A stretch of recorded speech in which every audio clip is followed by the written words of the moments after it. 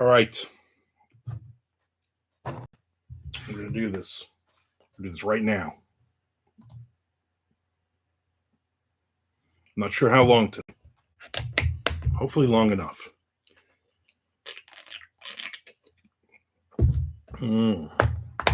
Slurping.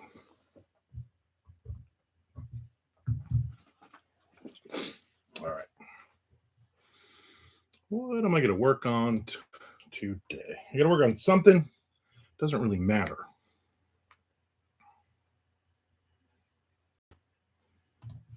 We'll work on mammoth.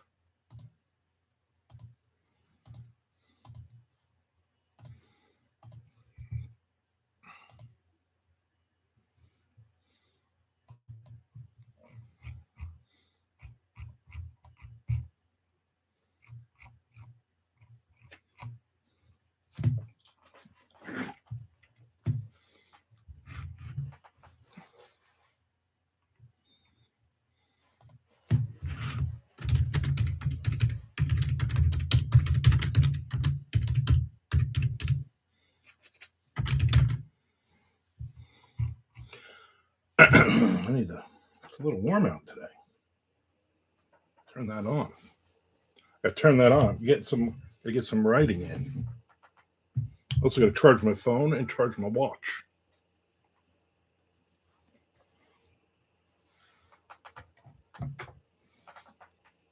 All right. Okay.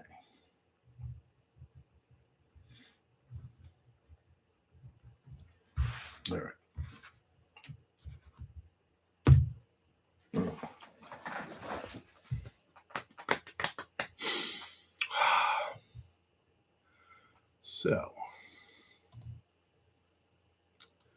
So, he says. So, buttons.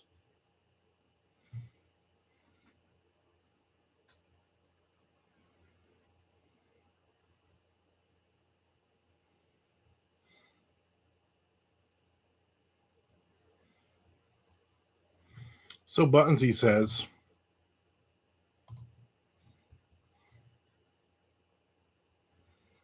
I'll be honest, I don't know why he's saying so buttons.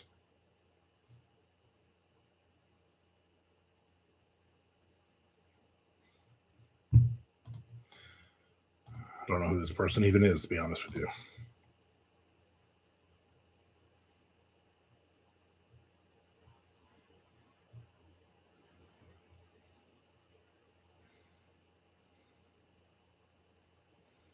Okay. We're doing our thing. Doing our thing.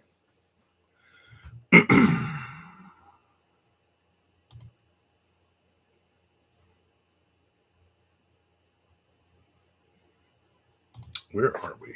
Okay, we're right here. All right. So yeah, I'm not really worried about getting a ton of writing in today. I'm just kind of basically like, let's get some writing.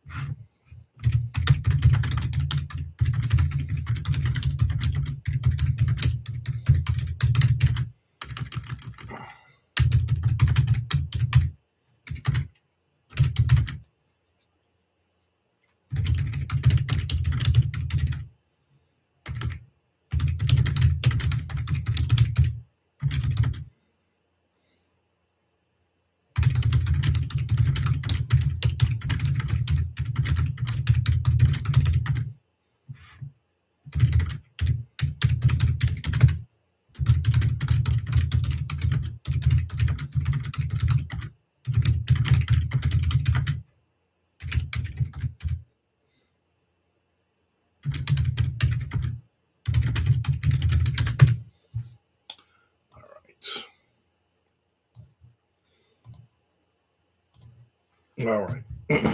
So we're actually getting down to, I got about another 11,000 words left in this novella. So goal is to finish it. Not today, though. That's a lot of words for today. It's weird. I always get a Papa John's and then a Pizza Hut email within like 5 minutes of each other. They're fighting for my stomach. Seems weird.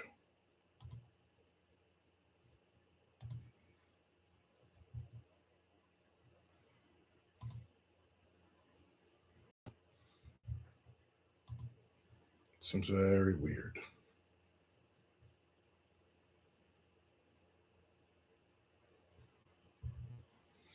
Hmm.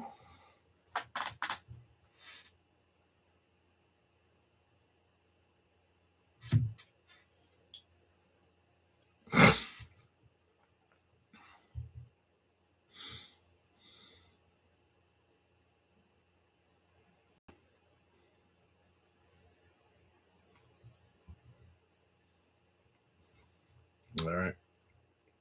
Yeah. All right. Yeah. Why is it doing weird things? I got a new modem yesterday. I'm hoping we don't have any problems with it.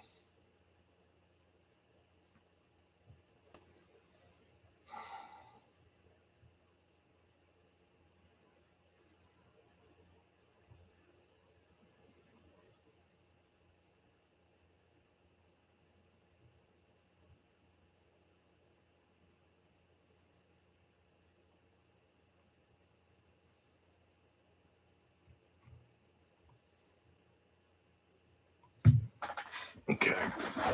I had somebody on. They were like, "Yeah, this is boring." I'm still a little early though, but I wanted to get some. I was trying to get some words in first.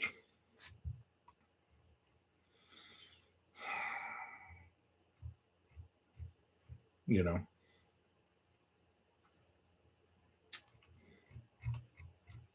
Oh, I know.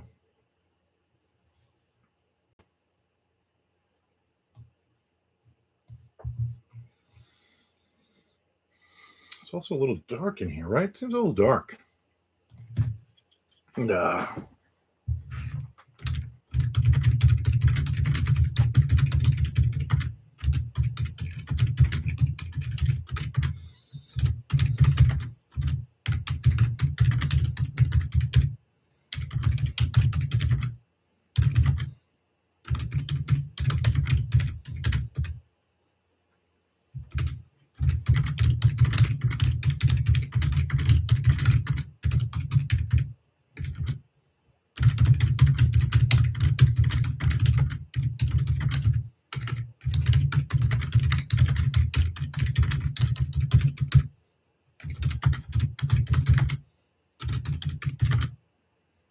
Okay.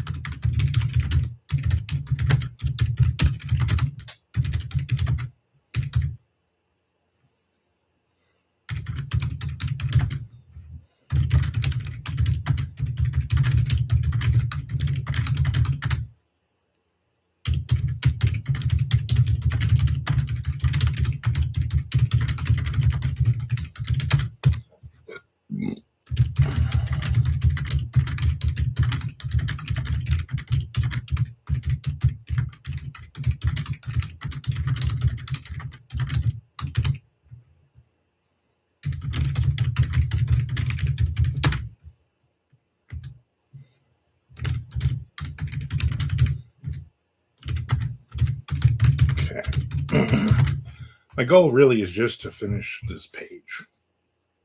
I don't think that's too much to ask for.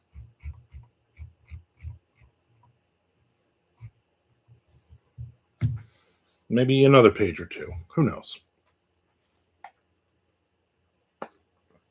Who can say? And yes, before you ask, I'm wearing the same shirt I was wearing yesterday, since I didn't do much of anything in it.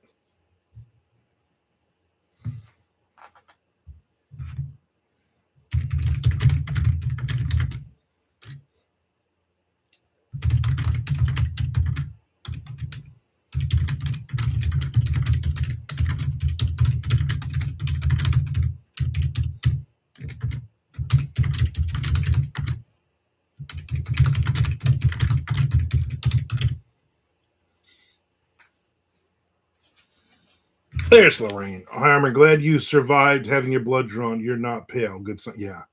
It was not good. Not good at all. But yeah, I did not pass out. I have to have my wife has to come with me and hold my hand.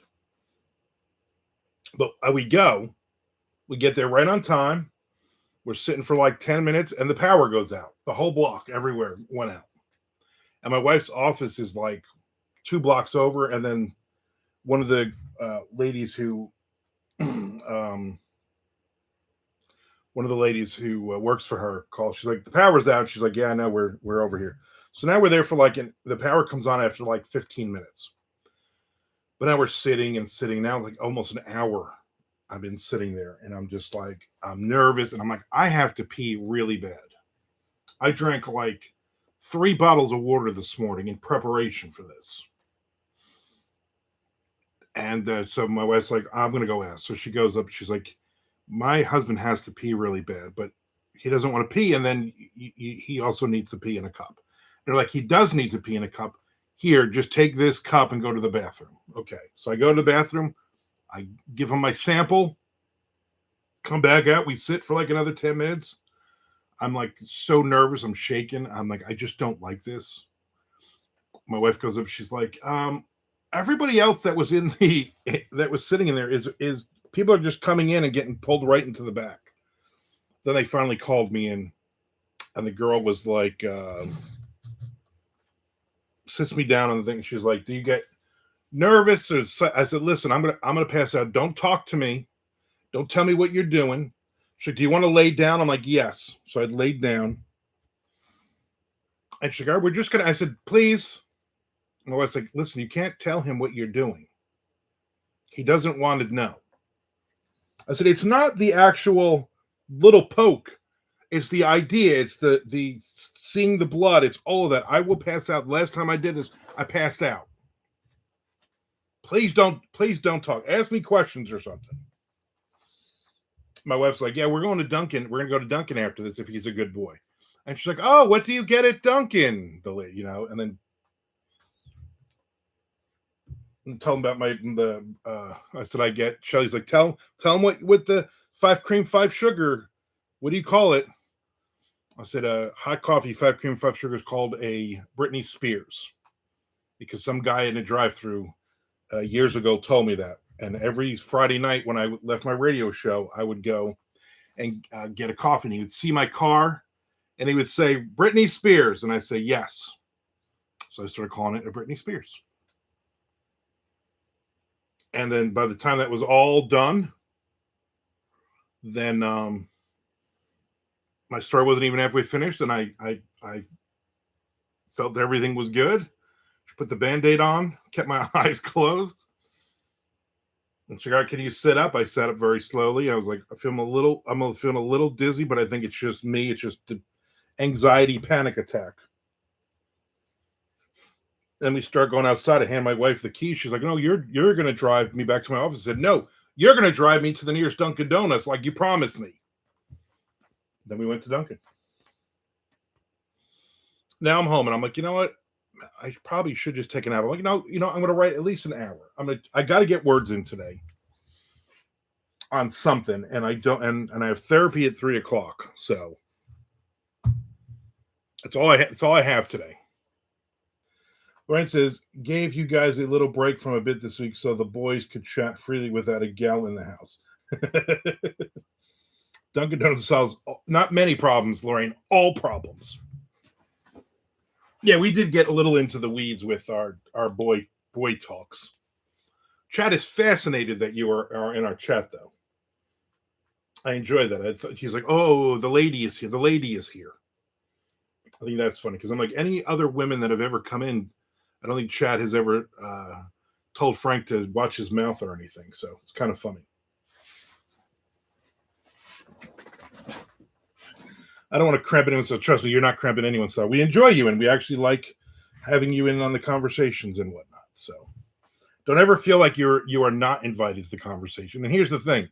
If we start talking about all kinds of 80s hair metal bands and all kinds of, Frank starts talking about all kinds of sexual innuendo to stuff, just throw in a topic.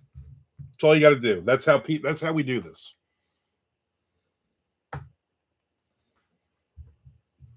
So also you're like, hey, what's the weather there? And then we go somewhere else. And that I would rather have that anyway. I would rather not have YouTube going, because of this Frank Edler guy, we're not gonna let you monetize. Lorraine says, I enjoy it. There's Chad Lefsky. That's what I do, Lorraine, when they start talking about all the bad bands they like. Yeah, like The Accused.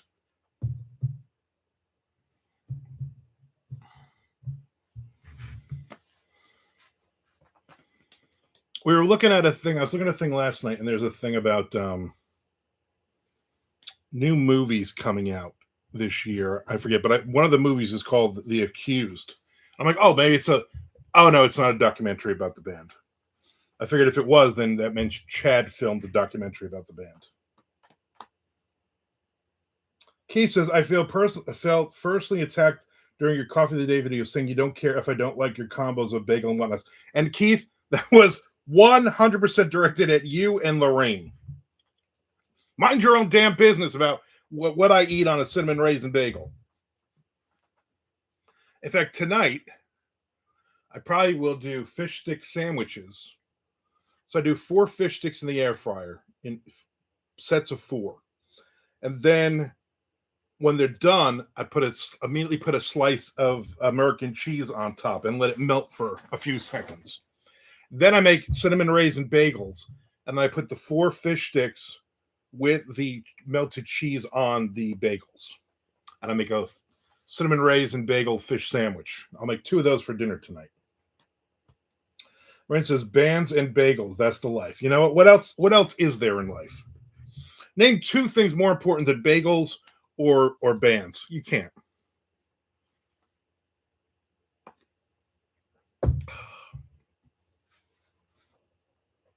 That is the life.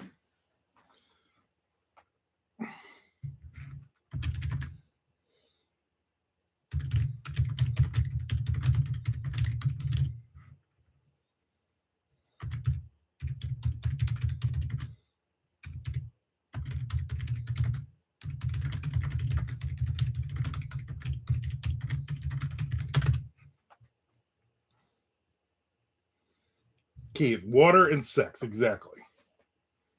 Chad says, Armin, I have a list of questions for you today. They're all writing related. Should make for a decent video for others watching later on.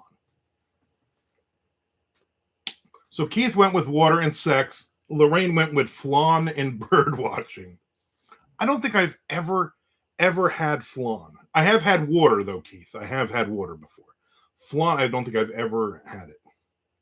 Chad, before you ask the questions, are these questions that I can answer in a few minutes? Or are these like, hey, here's a bunch of questions for future Wednesday and Sunday videos? Because I'm down to like 30 different video topics.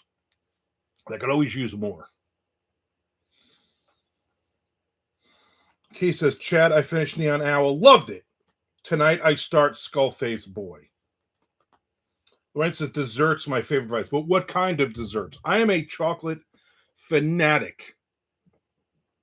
I like chocolate chip cookies. I like brownies. I like chocolate ganache cake is my favorite cake. Publix makes it.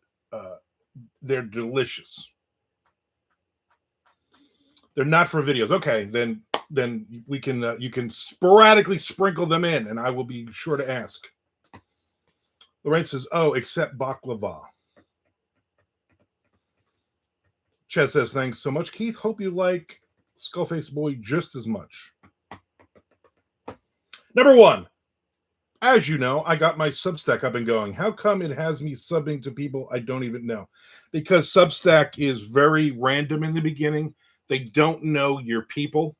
They don't know your algorithm yet. So they are just throwing everybody and anybody at you. So what you need to do is start finding your people. You need to start finding and not let you need to find your people and not add anybody that is not your people. Because you're going to get a lot of AI, you're going to get a lot of for some reason, I went through like a week where it was like nothing but porn OnlyFans women. And I'm like, yeah, I'm not adding any of these. I don't want to anyway, because I'm not going to give you money. But it really will throw your algorithm off. Like the way Twitter used to be. I don't even know Twitter, really what they do anymore. Where as you start adding all kinds of, you had like one political one, and all of a sudden you get 400 political ones follow you then. And it screws up your algorithm. So, you got obviously follow back the people who are following you that are actual writers. Follow the people that are into the things that you like. And pretty soon they're still going to give you people that have nothing to do with you, that are either following you or they're suggesting to you. But the suggestions do get way, way better on Substack. Hope that answered your question. Thank you, Chad Lusky, first time, long time caller. We'll be right back with station identification. I looked at my subs, and there were people that I never subbed to that I had to unsubscribe from. Yeah, they will. I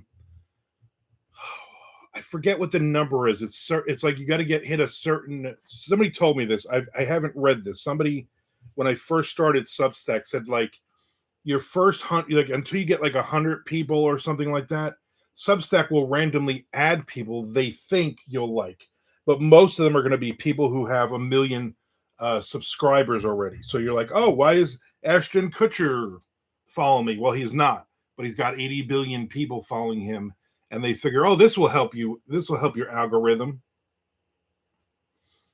So yeah, I saw you got 4 subs or whatever, and I'm like, oh, I guess these are people that you know. They just seem really random. So yeah, I would unsubscribe from the people you don't know. And then follow. You got to follow way more people. You can't just set it up and like, okay, I'm on Substack and that's it. And then it's just I'm gonna play with it every now and then. You literally just got to go on this afternoon and be like, I'm gonna add 25 people right now.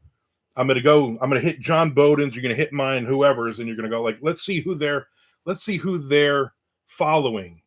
Or actually, see who is following them. Don't look and see who they're following. See who's following them.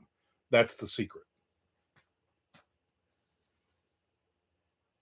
Lorraine says, Key's ahead of me about Neon Owl, but now I'm even more excited to read it. I'm reading one of Armand's books right now. Oh, well, thank you. I appreciate that. Matthew in the house. Hey, dude, I updated my YouTube. This is Matthew, like I just said. I'm about a month away from releasing my new book. Congratulations. Very cool.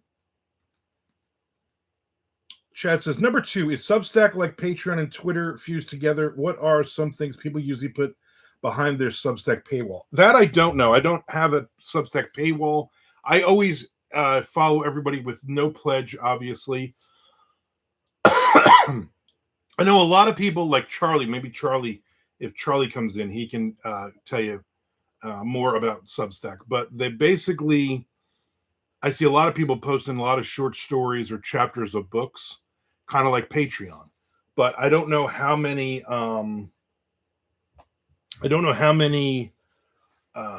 People actually have a paywall that you actually make money off of it. I'm not really sure. Where it says, Armand, Chad's forward in your book was so moving, you had better live up to it. I appreciate Chad doing one of the forwards. Lorraine, someday maybe you will do a forward on one of my short story books. They come out once a year. I think I'm up to number 6. Yeah, I got 6 out. So the 7th one comes out November, my birthday. Matthew says, I do Substack. I actually just do monthly updates, free to everyone. Yeah, that's how I do. I basically share any of these YouTube videos. I drop them in there, and I share stuff from other people, and I'll come in and answer questions or whatever if anybody's commenting. Try to boost up my my algorithm. I said I would be honored to do it. All right. Chaz says, wait, a forward? I completely forgot about that. Going to grab it from the shelf. Be right back.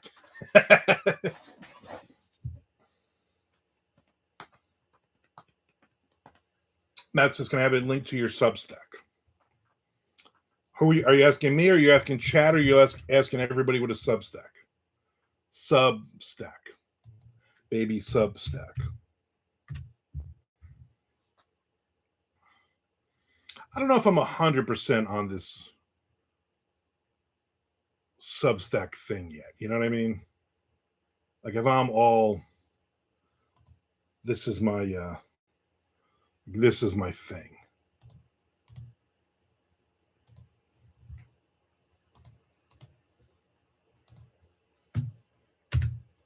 So there's my Substack. Lorraine says, "Hi Matthew, what is the title of your book?" And yours, I don't see it in the about section. No, I did not put it in the about section because it's really kind of new. I get 71 subscribers. I'll be on the lookout for it. I'm about to release one soon too. Yeah, she got one coming out very soon as well. Let's see who's following me that I am not following back.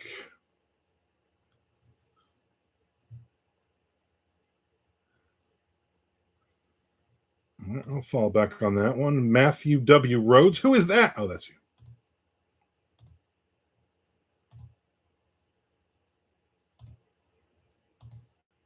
I just like they give you like 47 pop-ups after you follow them. Do you want to do this? No. Do you want to do this? No. Do you want to do this? No. I just want to skip all this. So I've followed you back, Matthew. Thank you.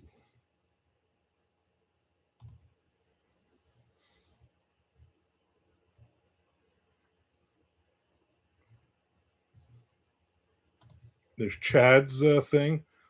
I know Charlie Walls is also on here.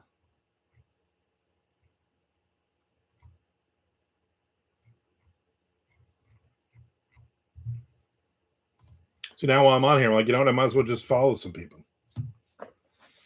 Lorraine said, I had a brief chat with Keith this morning about an idea I had to promote you guys on my channel. Keith says, is it wrong of me that I don't do any of these social things? I just want to write. No, I mean, if this is where you are, you're like, I got a job, I got a wife who gives me one cookie a day. I'm content. I don't want to make billions off of this. Then you know what? Then that's your thing, man. Like I just want to write some books and put some books out. I got no problem with that. Lorraine says, Matthew says, if you message me, I'll tell you. Lorraine says, I would just write too, but I'm a ham, so it works for me, and I need the community. Yeah, Keith was gone for a long time. I was like, whatever happened to that guy Keith? Remember that guy Keith? And here he is.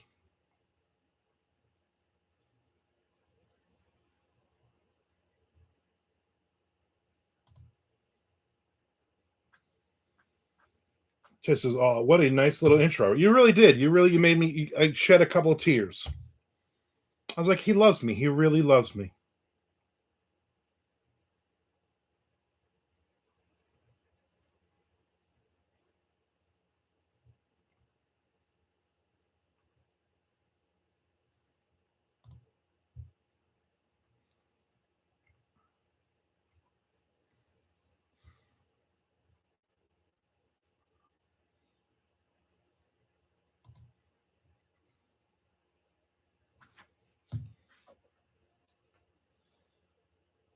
Keith says, got sick of the noise.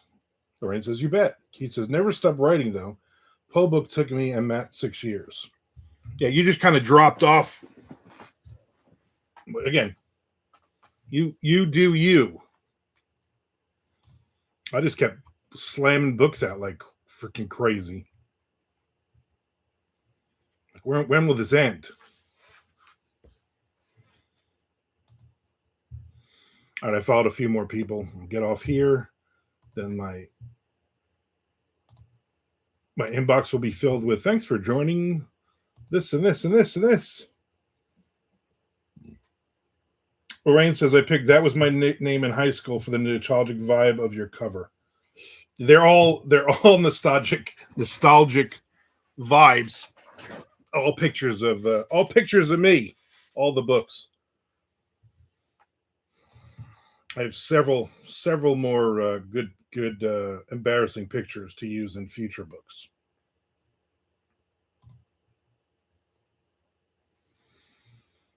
And you got Chad Lusky writing me a love letter in the beginning. I mean, you can't beat that.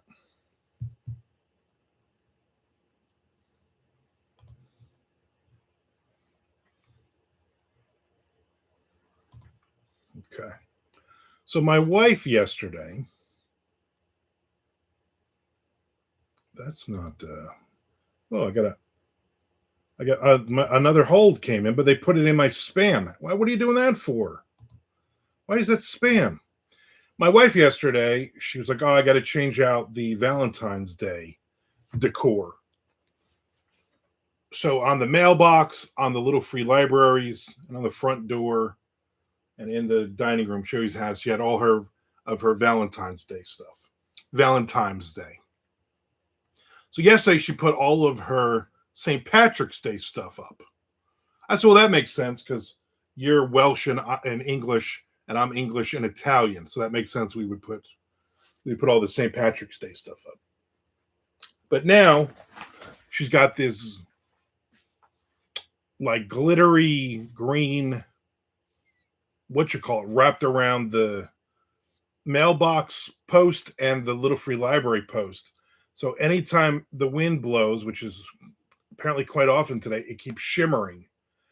And I'm like, I keep looking outside, expecting the Chinese lady to run by or her Spanish husband. But no, it's that.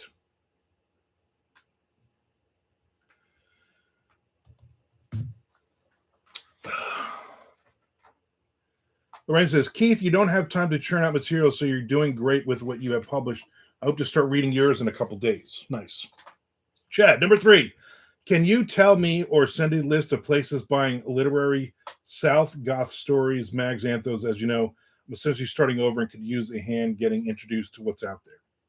I use Duotrope. So I use that. So, but it's behind a paywall. It's not a lot for the year, but I find a ton of things in there. I just haven't done it in a while. I got stories that are just piling up that I need to really get out there. I mean, I still got a bunch of out there that have been out there for a while too, so it's not like I'm I'm just lazy. Matthew said, I'm about to start writing. I wanted to visit with you for a little pickup, get me going. You know what? Good luck today, Matt. Thanks for popping in. I appreciate it. Feel free to leave the YouTube live up running on mute in the background.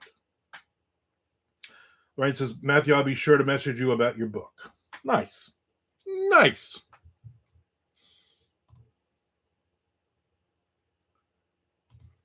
I keep looking out there. I keep seeing it moving. It's annoying. It's so much easier to find horror, Marcus Robin calls, than it has been to find other stuff. Yeah, the problem is a lot of the other stuff, I find obviously way more that are paying for thrillers and other things than horror. There's so many for the love horror ones, like that Facebook group, the open market, whatever they call it. Most of the stuff in there is just like, for exposure. And I'm like, I don't want to do that. Ryan says, I've read that Southern Gothic fiction is getting more and more popular these days. Where? Movies? Yeah, definitely movies. And I'm seeing a lot of books. I've seen a lot of good books. Why does this keep freezing?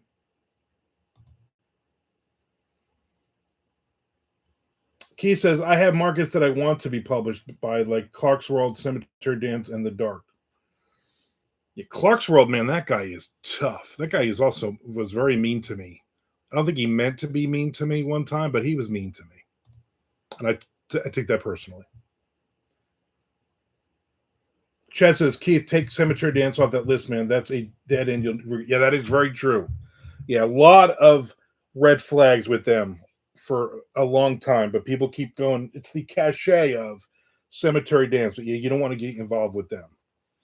The good part with The Dark is you'll get a rejection in about, 3 minutes. Somebody was complaining on Books of Horror the other day. I got a rejection. It was like 45 seconds later. And they're like, good. Obviously, they started it. They didn't like it. And they not interested. better than them holding on to like Ellery Queen or Alfred Hitchcock. Those are like an average of like 18 months, 19 months before they give you a rejection. He says exposure never works. You can at least offer a token payment. Geez, yeah, they don't even want to do that. There's Charlie. He says, really, I just heard Cemetery Dance are doing an imprint. Yeah, stay away from them. They're late on payments. They don't pay you. Their contracts are a little wonky from what I heard.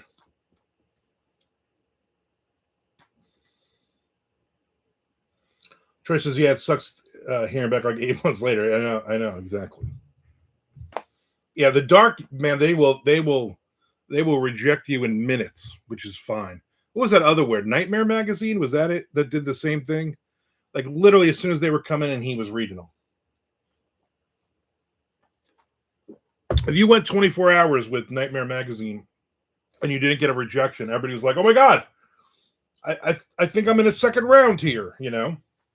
And then like 3 days later, you got your rejection. But I'm like, you know what? I made it that far.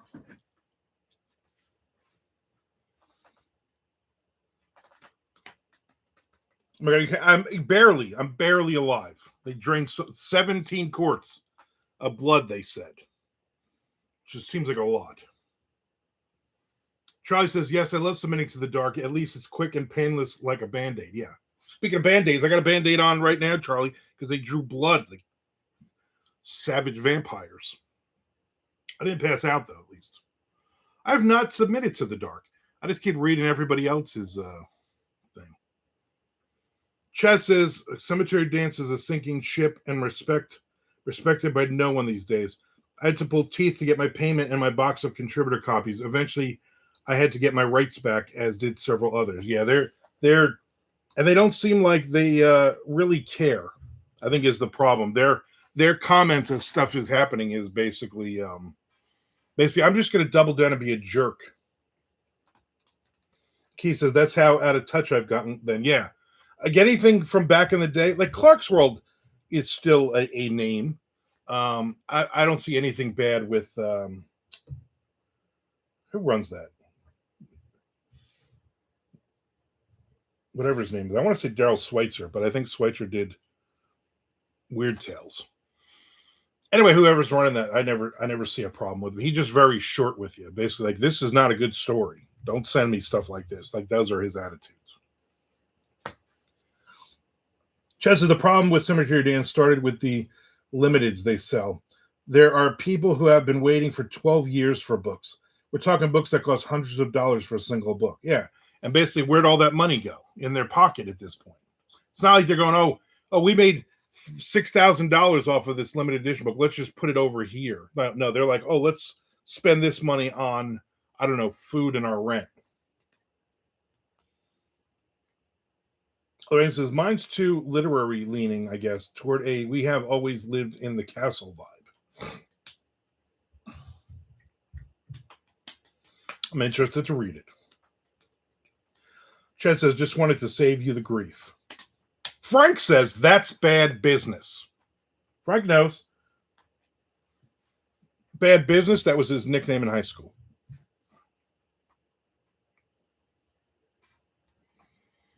I'm going to have to go out there and take these St. Patrick's Day things off because, man, they're annoying the crap out of me. And I don't want to close the blinds because then I can't see anybody outside. Like an eagle, literally an eagle just flew by like it was nothing. Charlie says, we have always lived in the castle is one of my favorite novels. Charlie, was telling my wife about the giraffe enclosure and all that. And she's like, how far is he from Biloxi? I want to go to the zoo. Like, I don't know. I'll find out. And then when we might go in April for our anniversary. I'm like, let's just go to Biloxi. The room is free. The food is free. You get a couple $100 gambling. I can sit in the buffet for like 3 straight hours and relax. They got a sports betting thing. I don't bet, but I can sit and watch baseball games. Like, maybe we'll take on the Saturday, we'll go to the zoo. 5 hours north of Biloxi, that's too far. For some reason, I thought you were closer. 5 hours is too much of a drive. Basically, it's 5 hours from us to Biloxi. If you ever moved the zoo, let me know. Now there's two birds of prey just hovering, spinning around the what do you call it? The retention pond back there. I mean, everybody's like, oh, it's a lake. No, it's a retention pond. All right, mine too. I'm a bit more verbose than her, for sure. Well, you know, verbosity. Verbosity killed the cat. Isn't that the expression? Chad says, number 4, how about publishers? Are you familiar with any that are releasing grit-lit Southern Goth books? Shotgun is the only one I can think of offhand, but they do zero advertising. Shotgun is good because they don't do much advertising. But they do have that, it's kind of like Severed Press used to be back in the day. You put out a book by them and you know you're going to sell X number of copies. Rock in a Hard Place is another good one. Really just look up, like, you know, where CW Blackwell is publishing, where any of these guys are publishing. All of those are, again, I get that all from Duotrope. I pay into Duotrope, and so I get tons of those. My Gut Punch novella, I still haven't sent out, and I probably should because I think the windows. But I think that might be Shotgun Honey or something. They're looking for novellas, crime thriller novellas. So,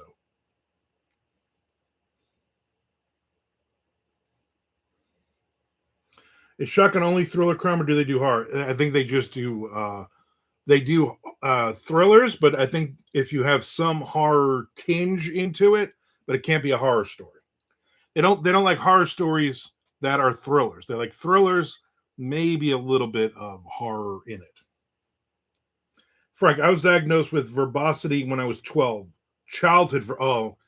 That's the problem. Childhood verbosity is really hard to get rid of. I mean, you could take penicillins, various penicillins with it, but sometimes that leads into adult verbosity.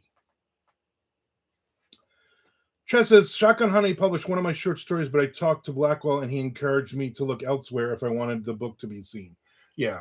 Again, they are not as big as they used to be. But again, if you are a thriller author, there is some cachet because they're always in with the Anthony Awards. They're always in, their short stories are always the Derringer Awards. Like I'm doing readings for, which I probably should start doing, finishing up. With the Derringer Awards, I'm one of the judges again this year. And I've read a couple of stories.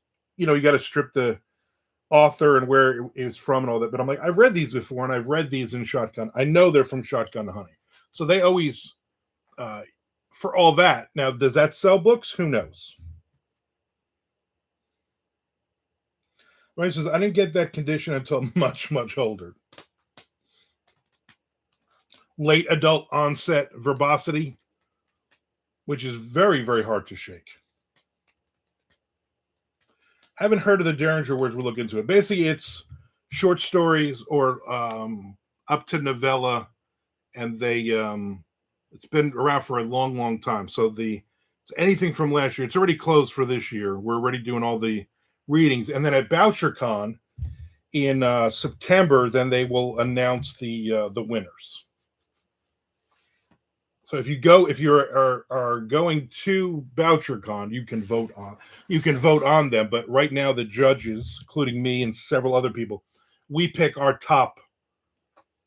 We rate all the stories. So it's like 40 or 50 stories we read and rate, and then from that they put them in a spreadsheet and they figure out here's the 5 best or whatever it comes down to, and there you go.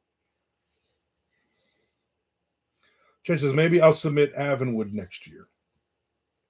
Yeah, if it's released this year, then you can put it in November or December, I think, is when they start doing it. But again, that forum thing that I'm on that you completely detest, I'm like, I am not getting part of this email thing. The guy who runs the Derringers actually is one of the admins on there. So he'll post about it and like, hey, just so you know, and you can nominate your own. I think you nominate 2 of your own stories as long as they were actually released in a paying market. Right, says, I always wanted to submit a short story or poem somewhere, but writing a short story still intimidates to this day. Chad says, or however it works. Keith says, Chad, will Avonwood be in paperback? Chad comments back and says, March 27th, Keith. I marked it on my planner. Me and Keith are going to buy copies. Then we're going to do a buddy overnight read in pajamas. Spooning on the couch. We'll each read a chapter. We'll do it at your house so that your wife can give us 1 cookie, a total, and we got to break it in half. Pictures or it didn't happen. Well, I definitely will be doing an unboxing on that one. It looked like only the ebook was pre-order. Is Avonwood a book, Chad? Short story? I put up, so I have Permafrost, the sequel to Dying Days. The pre-order went up finally yesterday. It was up for a couple days. It finally, but there's no pre-order on the print book. Even though it's all set up and ready to go, they sent me a message and said that book, the print book, will go live on the 10th, on Tuesday.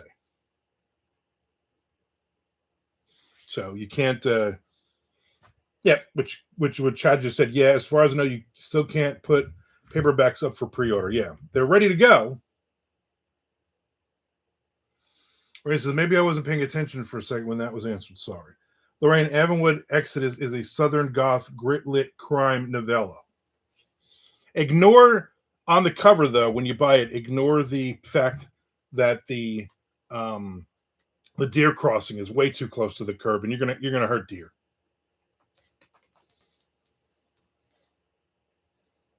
Lorraine says it's hard to pay attention and fold clothes at the same time.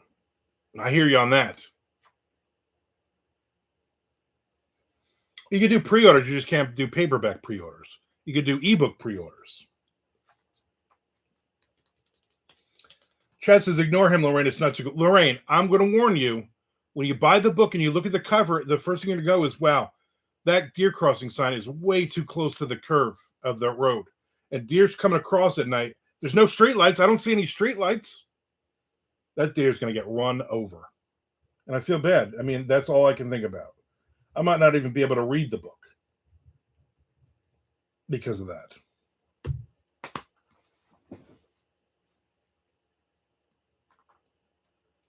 You got to move the sign a couple 100 feet up so the deer cross there. Then I think everybody will be fine. It says 79 degrees out, but I believe it's got to be warmer. I think when I was in the car, it was like 85.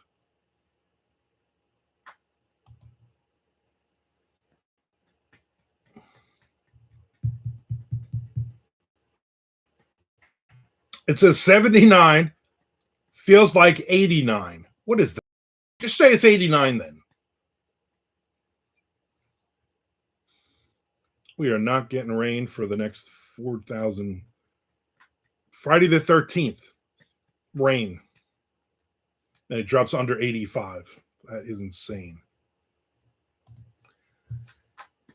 Frank says, shouldn't there be a curve sign warning of the curve? No, we don't. We're not worried about the curve. We're worried about the deer getting run over. It's like, oh, let's do this so the deer gets run over. Lorraine says, ignore what, Chad? I missed something again. Got interrupted here. Because he's because the deer sign is way too close.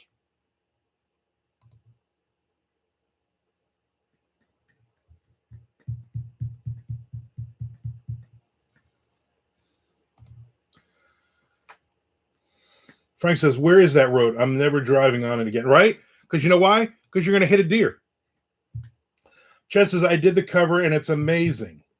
Wow. Pat yourself on the back, buddy. The book is a mosaic novella about the interwebbed lives of people at a trailer park near a sign where all the deer get run over because of the curve of the road. You missed that part. Yeah, too close to the curve or the curb. Yeah, curve of the road, and I don't think there's curbs in the drawing itself.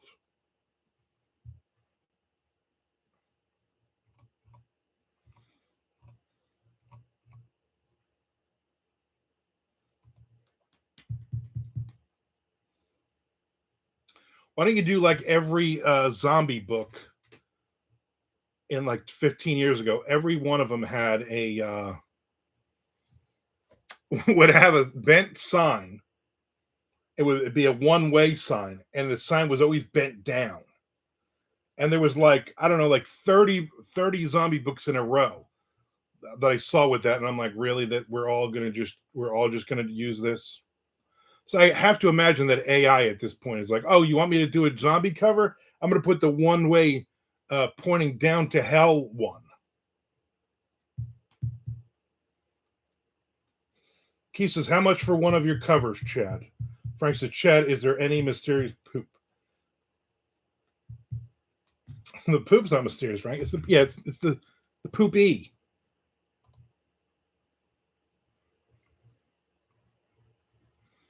Me and my wife finished the Coca-Cola puzzle last night, in case anybody was wondering.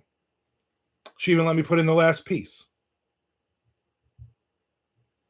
That's how I know she loves me. It's like, you put the last piece in. Like, I don't know where it goes. I mean, this one hole left. But then we're like, I don't want to take this thing apart. We're just going to leave it. We changed the tablecloth from the Valentine's Day tablecloth to the St. Patrick's Day tablecloth.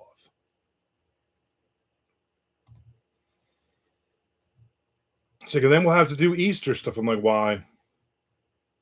We're not even going to be here. Tom and Jess are going out of town on Easter. So you're going to be stuck at your mom's all weekend.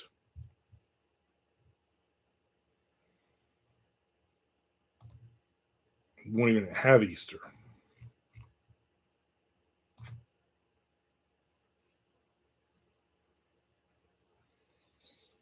Lorraine says, Frank, this is the third time this week that you mentioned anything okay? No, nothing's okay with that boy. Chad says, Frank, there is baby poop and diaper rash, if that helps. Well, yeah, at least it's something. At least you had to put something in there.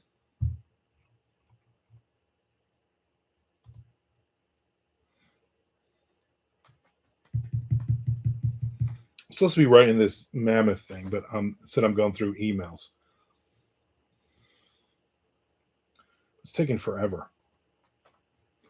Also, it's very, very slow today. I'm hoping it's not because we got a new router and a new cable box last night. And I'm hoping there's not any issues.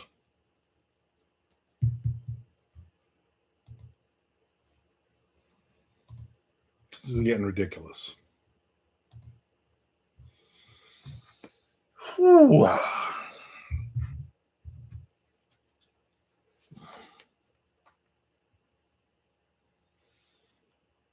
Keith, I still have some pre-mades on my website that range between $40 and $100. I charge $200 for customs and an extra $25 if you want a full wrap.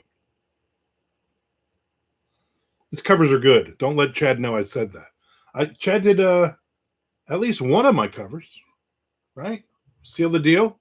He did that cover. I like that cover a lot. Except when he originally gave me the cover, the what is this?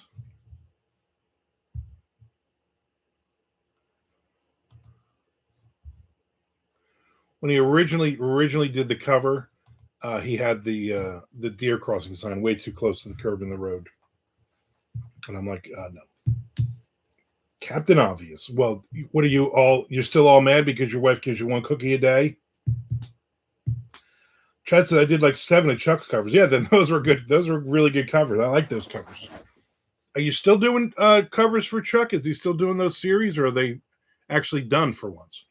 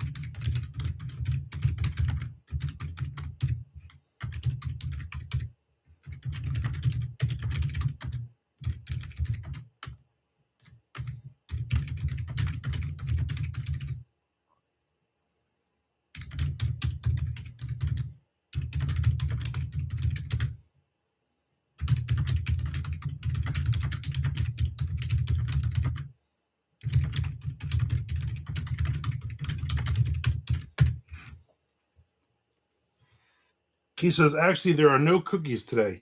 Thanks for making me think about it. What, she just kept all the cookies at home and ate all of them?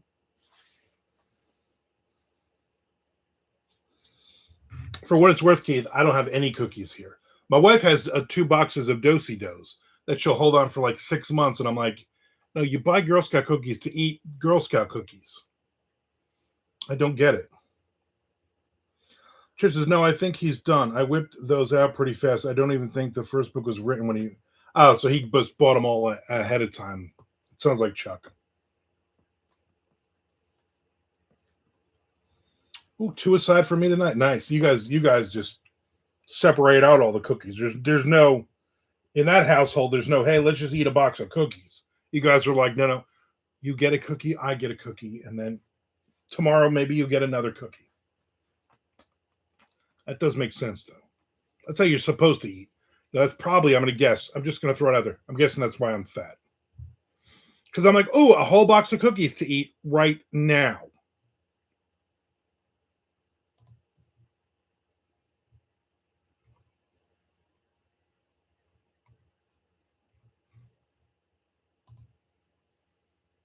Everything in moderation. I don't understand what that moderation thing really means, though. That really doesn't seem like a thing. Yeah, pretty much serving size 1 box is 100% right. Or like Thin Mints, they come in 2 sleeves. So you don't just go, I'm going to eat 3 of these Thin Mints. You go, I'm going to eat this entire sleeve. And that's why all the Thin Mints are long gone. It means eat the cookies moderately fast. I eat them very fast. So I'm doing that. I'm even doing that wrong. Ugh.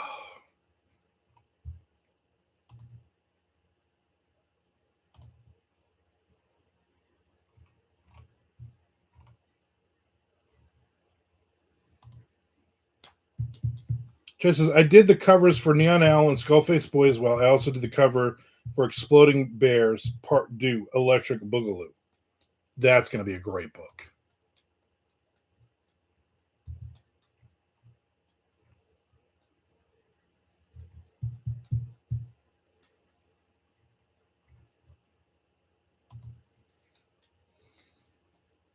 Frank says, came out great.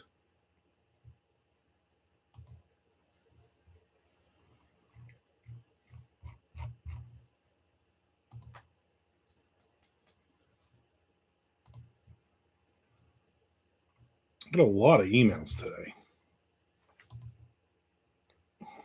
First thing you do is you go through all of the AI fake ones. And I'm just sending them to the spam folder. Every now and then they catch you with one. Every now and then it looks like, oh, it's not like, hey, we can make you millions of dollars off of Down and Dirty Book 3. Like, spam. Then every now and then they're like, oh, I'm like, oh, maybe this is actually something. No, it's not. No.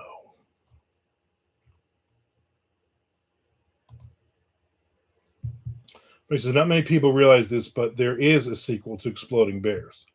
Not many people realize that. I didn't realize that.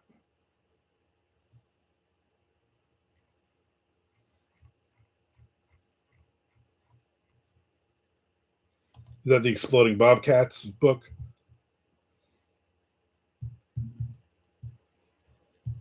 Ryan said, very stylish covers, Chad. They are. Not only is Chad so damn pretty, but he's also a pretty good guy who can make some covers.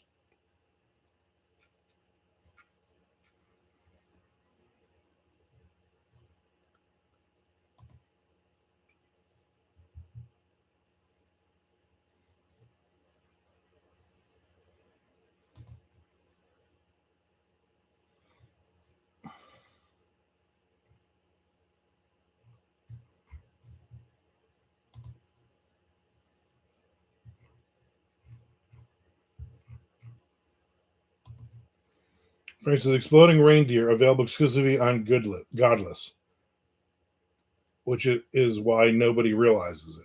Is that still going? I remember the one time I got a royalty payment from them. I was like, I don't know what I'm going to do with this $3. Book sales for the entire year.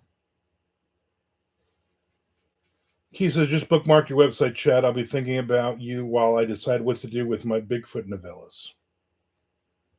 Frank says, it's still going.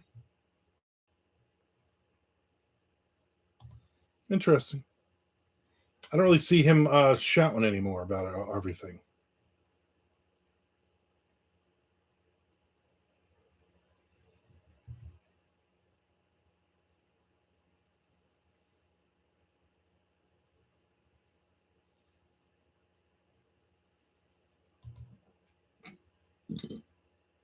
Is Eraserhead Press still around?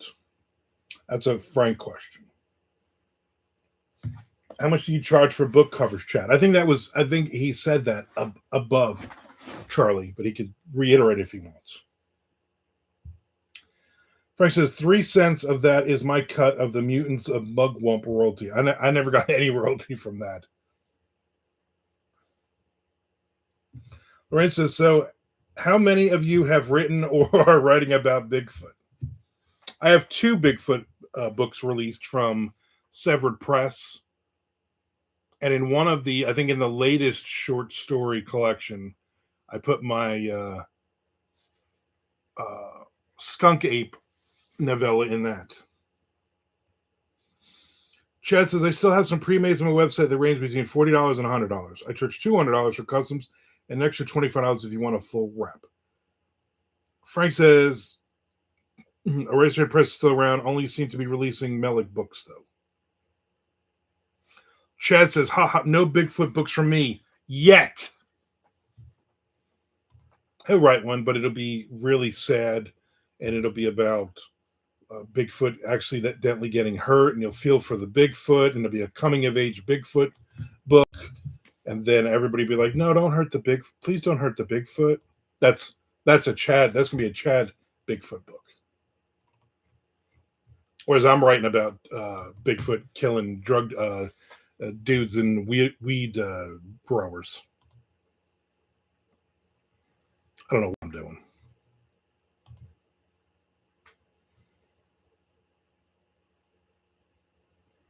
All right, not yet, but Keith is writing one. I think Keith already wrote one. Charlie says, sorry for asking if you already answered it. That's all right, Charlie. We get it. You're probably cleaning out the bobcat cage. Chad says, wouldn't Melick be better off self-publishing at this point? I believe, isn't his wife who owns the company? I think it is technically self-publishing. Charlie says, no Bigfoot story for me, but I have a Dogman story. That's close. Keith says, I wrote my Bigfoot based on Lenny from Of Mice and Men, and I can't seem to get anyone to want it.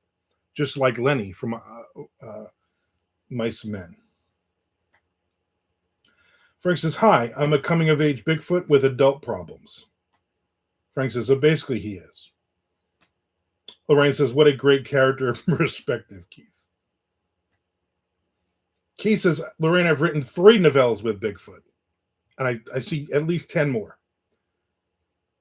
Ches says, that's exactly how my Bigfoot would be, Armand. You know me well. Exactly.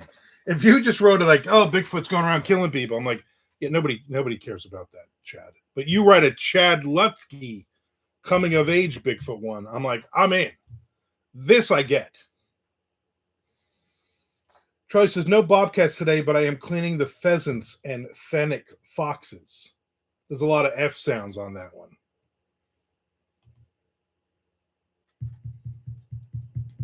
There says the one like Lenny. I wrote one that has Lemmy from Motorhead is the Bigfoot. Frank, there's your next book.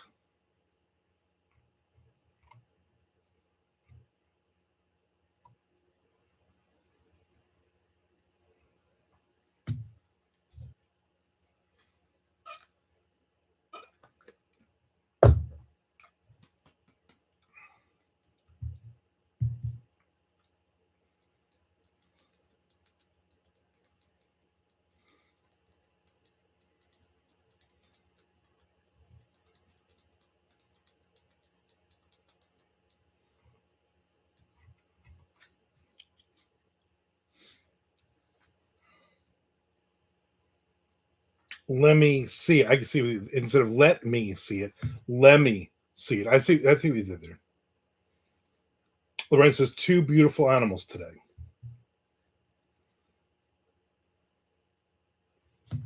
And then tomorrow he'll be fighting kangaroos again.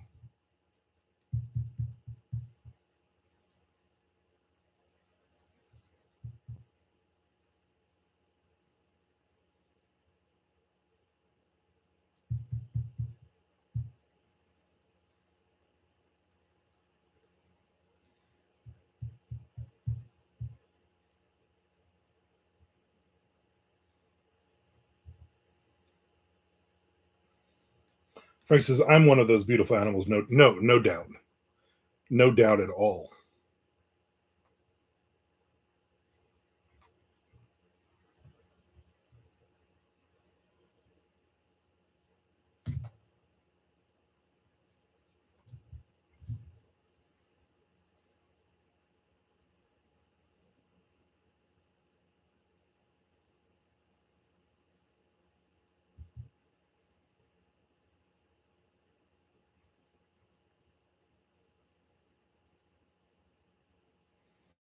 Sure, Frank. You, pheasants, and fennec foxes. Really, you look at Frank, you're like, and again, it's the F. Frank, pheasants, fennec, foxes, so it fits. All God's beautiful creatures. And Frank.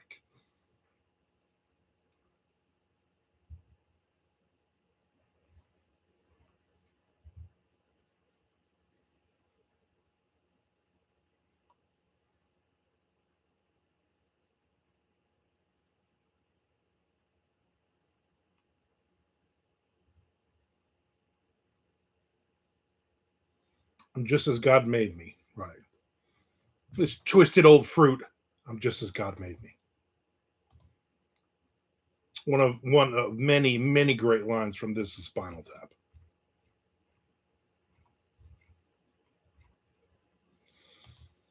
I'm not getting a lot of writing done today, guys. I'm throwing it out there. I still got like 100 emails to go through.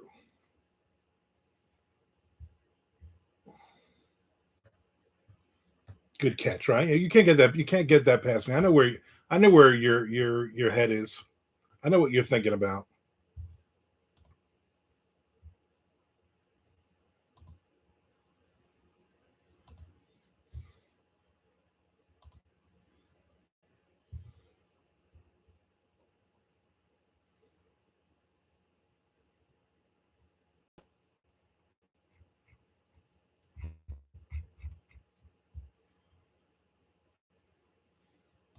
I know what happens in this world.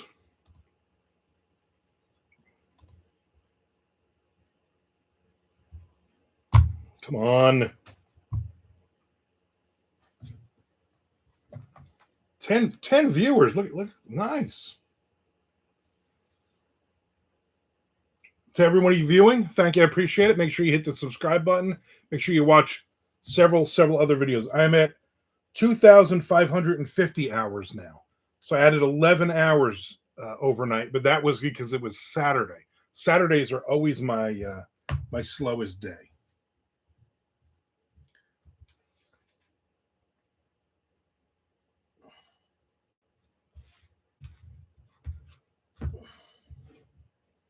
But I broke 8,200 subscribers.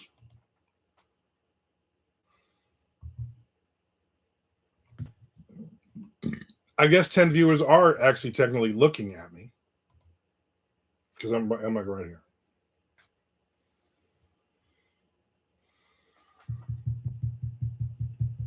I got to share up my permafrost book now. The beta readers really liked it. The editor loved it.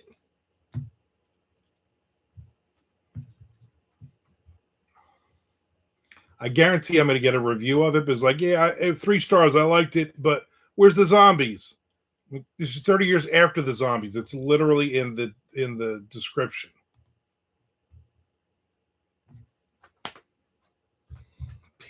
People.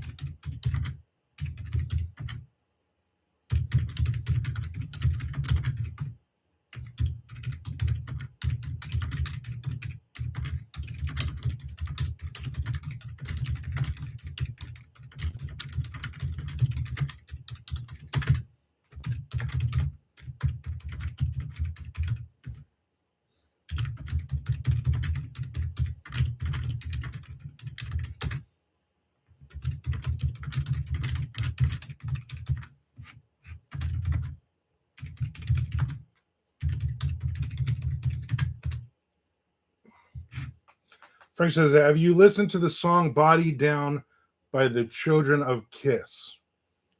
I don't even know what that is. Or are you asking Lorraine?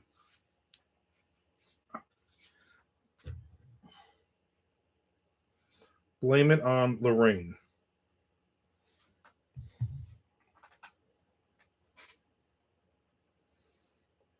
Spam today is just incredibly obnoxious.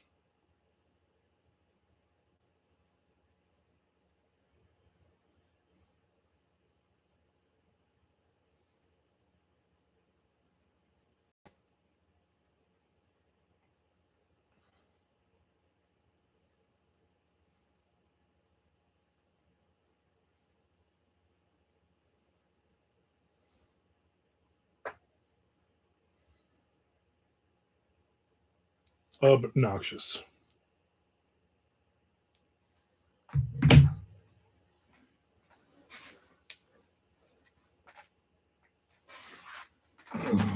So I'm going to say no, Frank. I'm going to say no, I have not.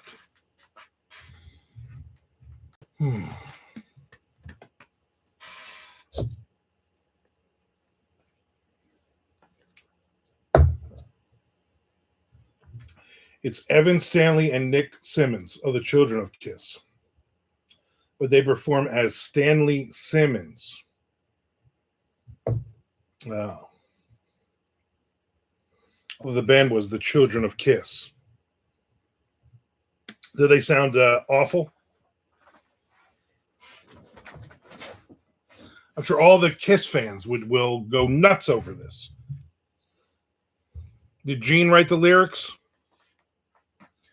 Frank said, Armand, you ate forbidden from listening to the song. You won't like it. You are forbidden from listening to the song. You won't like it. Okay. You know what? Then I won't.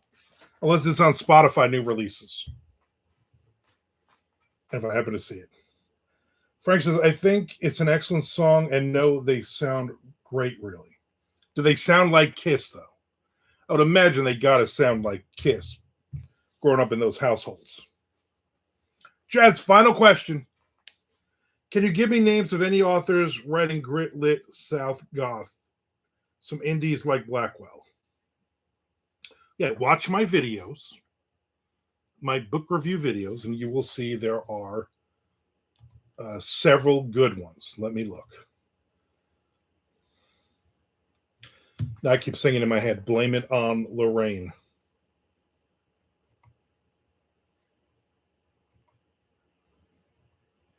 Let me see. You already know Daniel Woodrow. You already know Jim Thompson. I definitely got to read more Jim Thompson. Eric Pruitt. Have you read Dirtbags by Eric Pruitt? And there's also a book, I forget who it's by, that's called Peckerwood. Oh, wait. Actually, Eric gave me a couple of titles of books. Peckerwood, I don't remember who that's from. Animal by Lisa Taddeo, Taddeo, and Friends Helping Friends by Patrick Hoffman. Maybe Huffman. Can't read my own writing. Eric Pruitt told me that those are 3 really good books. If I like his books, I would like those books. So right there, boom, I gave you 3. It's decidedly unkissed sounding. Key says Chad Nevermore by David Niall Wilson. Yeah, that is a good book.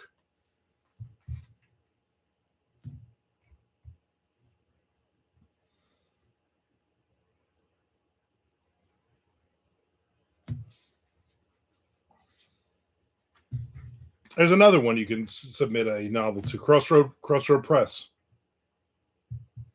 That guy, yeah. Yeah, that guy. I like him, though.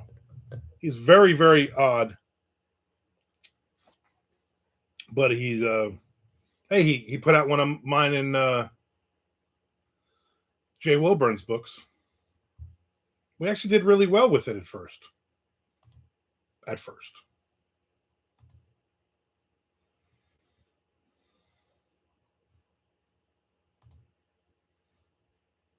Chess, I'm just trying to network in a scene I'm unfamiliar with after spending 12 years rubbing elbows in a horror cesspool. Yeah, get out of that cesspool. Lorraine said, okay, just search Nevermore on Amazon, Keith, and added it to my cart.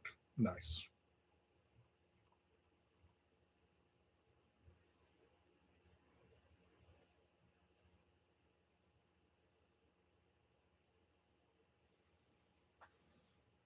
Apparently, the worst kind of tuna in a can is bumblebee chunk light tuna. It tastes like the can, they're saying. I don't know.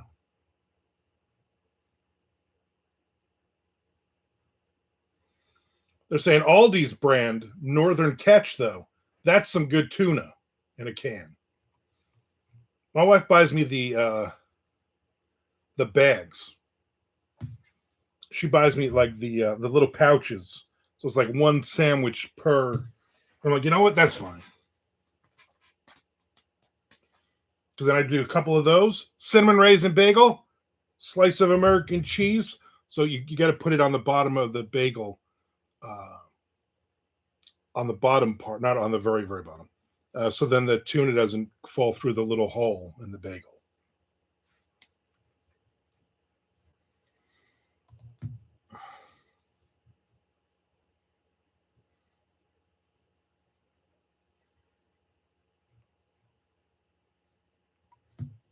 I want to make some actual food.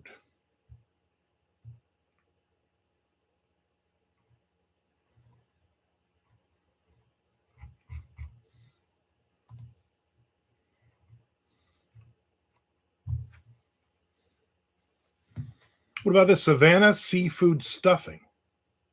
That sounds interesting. This seafood dressing, though we call it stuffing, has been in my family for a while. I love all these recipes, and then they give you like, I don't know, 4,000 words on how their grandmother came over from Poland in a boat and made this, and blah blah blah. He says it's a short one, Lorraine.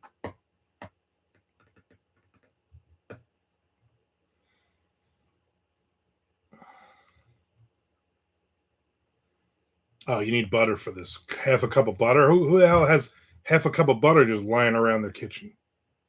Crab meat. I always got to look at the ingredients, see if there's anything really weird. You know what? I like this. All right, what I'm gonna do is copy the recipe, and then I send it to my wife, and she says, "All right, I'll make that." All right, does anybody watch the movie The Pale Blue Eye, a fictitious story with Poe in it?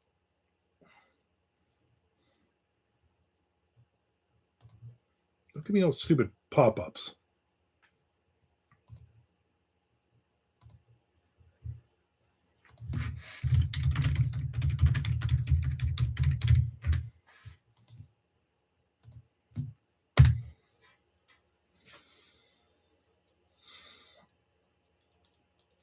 All right, so the short book works these days every day. Chad, not that kind of goth, Keith.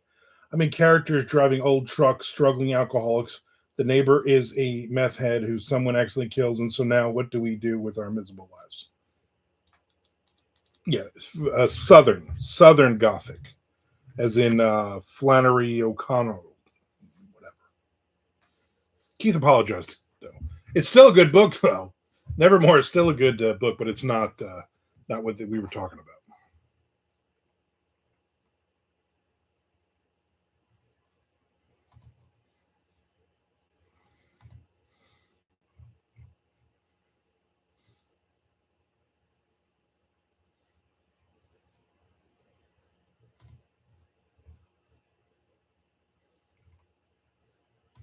So, what is this?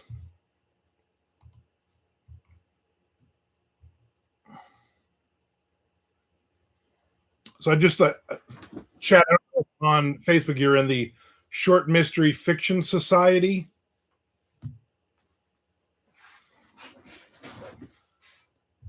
Group, but they just had a Emmy Proctor, who I interviewed on my YouTube, and she's a pretty big name. She does the I don't know if it's Shotgun Honey or if it's Guilty Magazine. She does one of them. She's an editor for them. Anyway, she got a new book that just came out, And then she said, a talented graphic artist, Frank Vittel, a cool publisher, Cowboy Jamboree.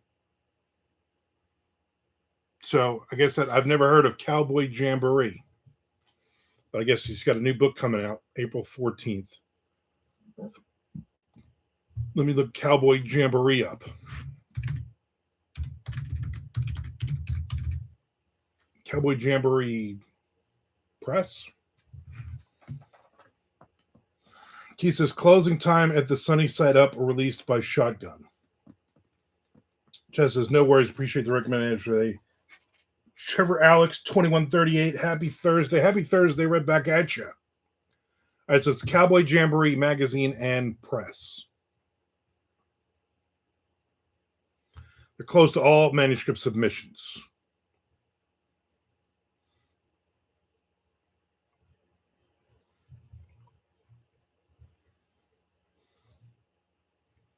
Looks like they have a few different releases, though.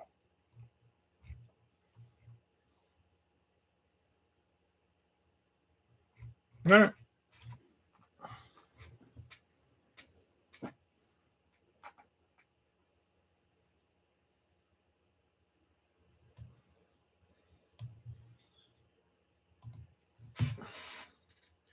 I've seen a lot of novella publishers being closed right now. Yeah, it's not a great time. There's one, I can't remember who they were asking, but it was also like a BoucherCon thing.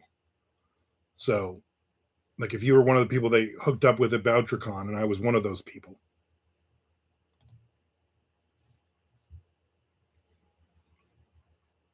They were open for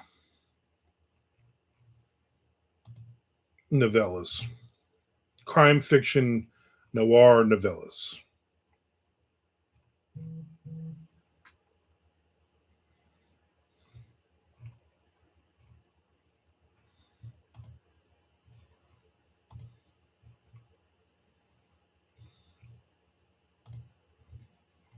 Problem is, you hear about these publishers because somebody's like just put a new book out, but then I'm like, well, then, but they're not currently looking for anything. Key says Evil Cookie read the Bigfoot novella and said he couldn't fit it into his schedule. He's looking for crazy extreme stuff usually too. K Trap Jones. Apparently our zombie thing that we did based in Florida, apparently that's doing fairly well.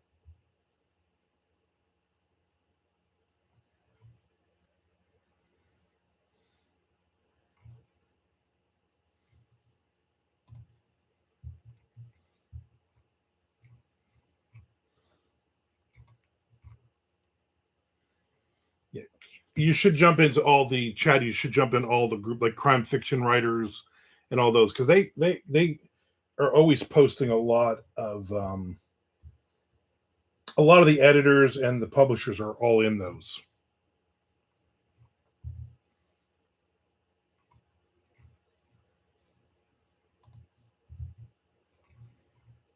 And unlike all the horror ones, there's not a lot of idiots in there fighting with people.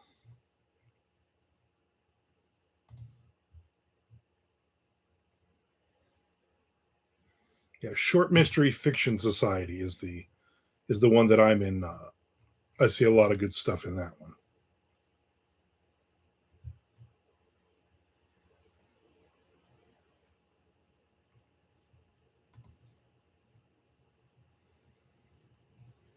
Nixon, it looks like you all are talking about book stuff. How odd. Guess Frank isn't around.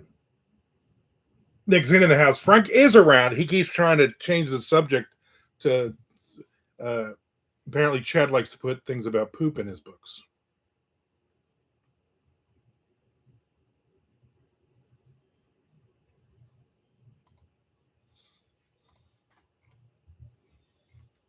But be cool because Lorraine's in here. Chad's got a thing for having a lady in here. He can't really say dumb things, which is all we say.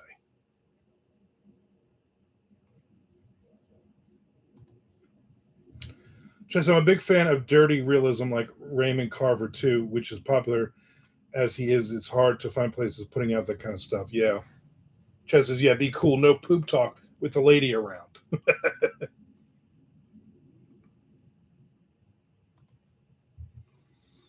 I really got to finish this stupid book and look for a publisher or a agent.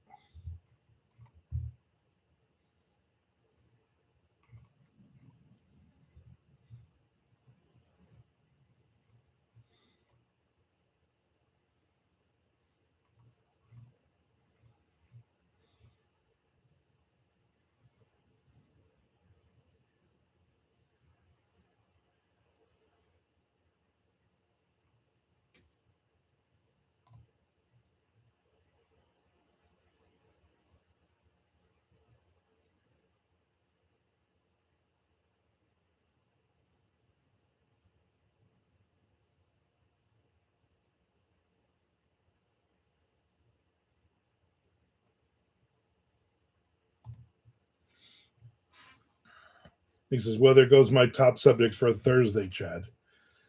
Hold it for tomorrow when it's positive poop Friday. Yeah. Yeah, exactly.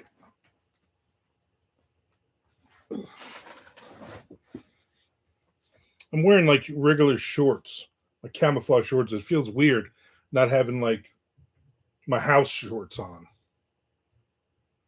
You know what I'm saying?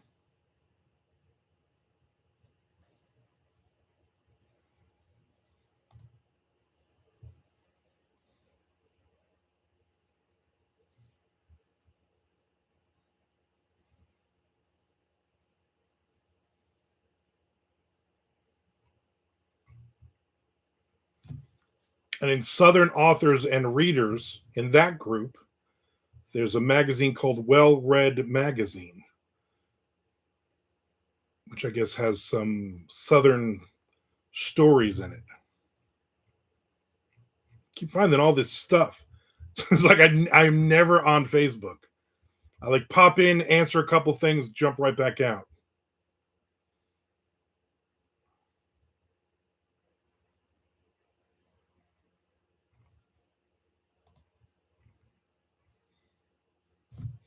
He says, but I did watch Expedition X from last night. Breaking news: Heather screamed that Phil learned that a windmill plowed by wind power. Well, thanks for ruining the whole thing. So I watched Oak Island, Nick, and I cannot be more disappointed every week. And I keep watching this show, and I'll just keep watching it. I'm like, literally nothing happened. Nothing happened. Rick tried to use some big words. I do not like that Tom Nolan guy. There's something about him. If this was like a scripted TV show instead of an unscripted scripted TV show, if this was like a fictional thing, completely fictional thing, I would be like, he is the bad guy. He is all of a sudden at the end of this, Tom Nolan is going to shoot Marty and Rick in the head and take all the gold. That's what's going to happen. I have not watched Expedition X, but I will watch it this afternoon. Key says, did you check out RJ Decker? We taped it. We're going to watch it tonight, actually. That's on our list for tonight. Especially since we finished our jigsaw puzzle last night before starting a new one. Nick says, yeah, they moved the boulder halfway through the episode. I know. We talked about this boulder for weeks. They finally moved the boulder. Oh my God, there's dirt under the boulder. That's literally what they did. So I don't know if you notice, Nick, there's a young girl, a brunette in the background, helping with Fiona. And apparently she's new on the team this year. We've only seen her a couple of times. She's in the background, but she's apparently a model and an influencer. And so I don't know why she's on the show, except I guess she's modeling and influencing. And I'm like, really? They're just bringing in just random people for no reason? Nick says, not at the end, halfway to find. Frank says, Facebook is no place for a kind and gentle soul such as you. I know, right? It's gonna twist me, Frank. All my positives are eventually all gonna go away.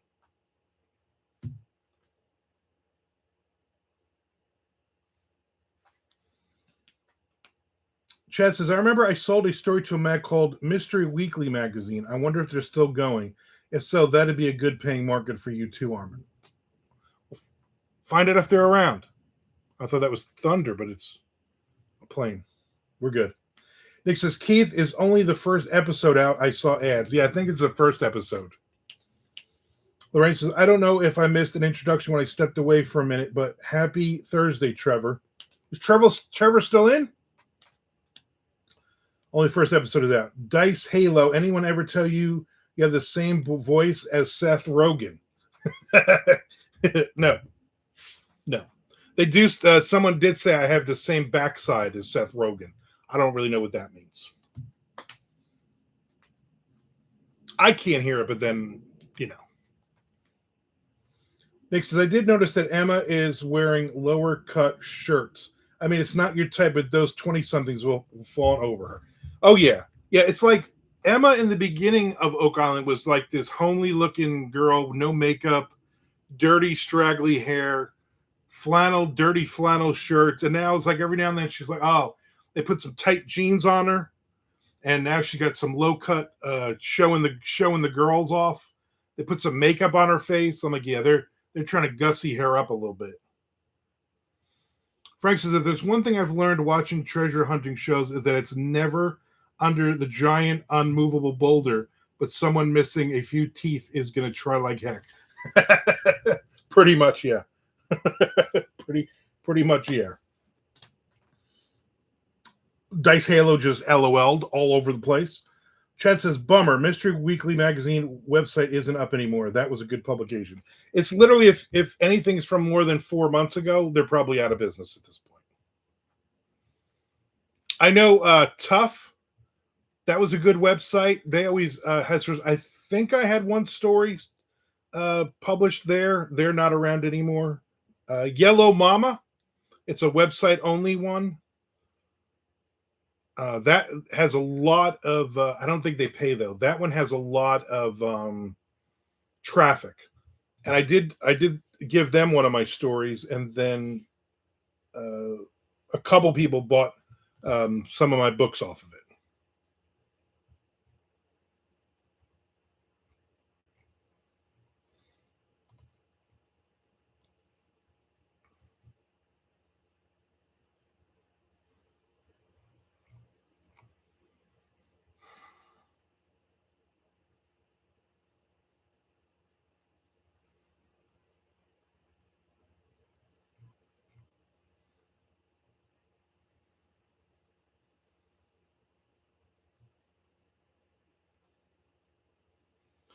Ches, I missed the days of going through the newest copy of Writer's Market with a highlighter.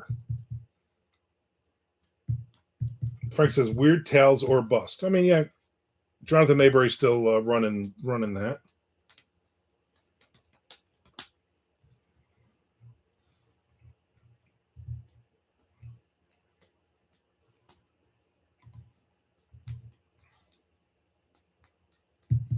Ever do a Mondo anthology, Armand? We did a Project Entertainment Network one. My Favorite Story, I think it was called. And it was basically anybody that had a podcast on my podcast network. So it was Brian Keene, it was Mary Sangiovanni, it was James A. Moore, Christopher Golden, Jonathan Mayberry, people like Frank Edler, Chuck Buda, and Jay Wilburn was in it. It was basically pick your favorite story you've ever written kind of thing and tell us a little bit about it. I thought it was a great anthology. It didn't sell a ton, but anthologies normally don't sell. So I haven't thought about that anthology in a long time. Nick says, great anthology except for this one story mentioning Sepultura. Hey, how dare you? That is literally my favorite story I've ever written at that point. Lorraine says, I used to buy them when I was in my 20s and then never do anything with the info. Yeah, I don't think I ever really got into it. I remember going to the library a couple times when they had the Writer's Market and going through. But I used to, in the 90s, I would go through Janet Fox is what was the name of that? There was the Gia Queen, and then Janet Fox had the other one, and it was basically a Xeroxed with all of the everything that was open that month, all of the zines and the magazines and all the other stuff, and Scavenger's Newsletter it was called. And I would get those and would go through and I would write stories on those. So those were great. Those would give you like up to the minute, tell you what other authors were being published. They would do a lot of really good, like hundreds and hundreds of places to submit because back in the day there were hundreds of places. Nick says they still publish Writers Market. Chad is not sure. Frank says great Antho was. Lorraine says I used to buy. I'm super caught up. You lost me at Keen. Oh, that's right. Tommy Clark was in it. Lorraine says I bought them super cheap. Worked at a book distributorship. Nick says like Ingram or Baker and Taylor. Lorraine. Lorraine says yes, Baker and Taylor. She should have said like Baker and Taylor to really confuse Nick. Ooh, burping. I had a sausage, egg, and cheese on a cinnamon raisin bagel from Dunkin'. Now it's repeating on me like a howitzer.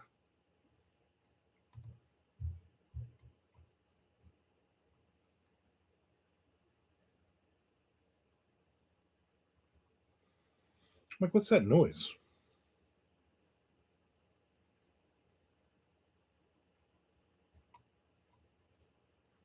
This is the air is on because it's 80 degrees in here. I don't know what Frank just said. I'm not repeating that in case it's a bad thing. Nick says I worked in the shipping and receiving at a Barnes and Noble way back when. Oh, now Nick's just bragging.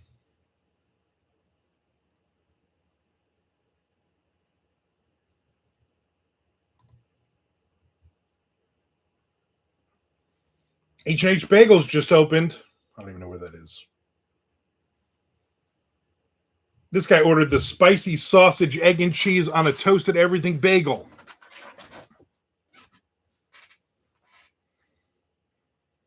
He should have read the description better. He's expecting a spicy sausage patty. Nope.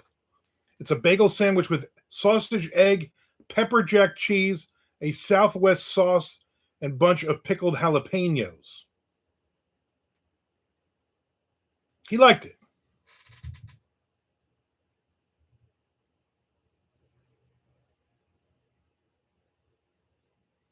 And he got a free tote bag today for showing up. It looks very cheesy. Very cheesy. There's not really any good bagel places near me. And again, there's not any really good bagel places like, oh, it's a New Jersey bagel like the size of your head. Nick says that $5 an hour is bragging. Lorraine took phone orders. Great chats with strangers. I used to enjoy calling up Leisure Books.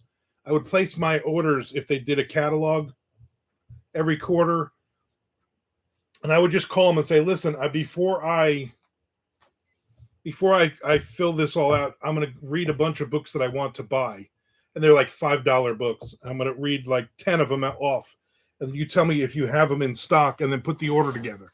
And that lady was always really nice. I would talk to her for like a half an hour about authors that were coming in and all kinds of different stuff. It was pretty neat.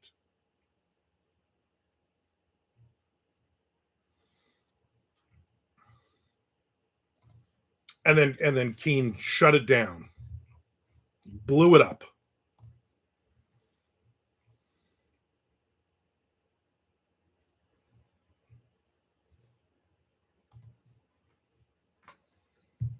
Oh, it's a precursor to here. Frank says, I detect no heat, right? That doesn't sound hot. And that's how Armand met Shelley over at Leisure. Just kidding. Or as I like to call it, leisure. Just kidding.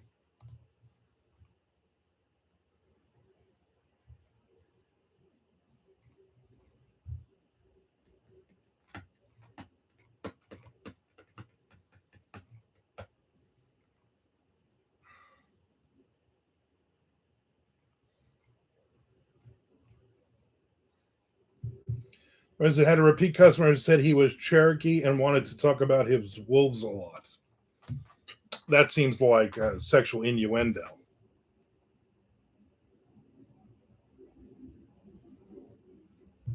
Tess says, what's a man to do when he has 10,000 emails waiting on him? I don't know. Go through the emails and 9,950 of them are going to be garbage. Next, I mean, who doesn't want to talk about wolves at any chance? You know what? I agree on that one, though. Lorraine said, yeah, it seemed that way.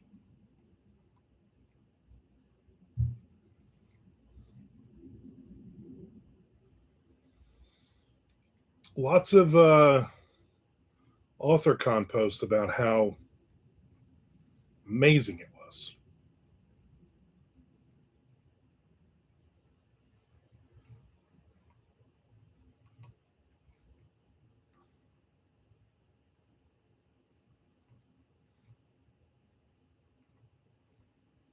Tom Dovey posting random videos. Man, I haven't really gone through Facebook in a long time. I didn't really miss a lot though. And a lot of people that I don't follow, I know I don't follow, that they keep popping up. And then I have to what are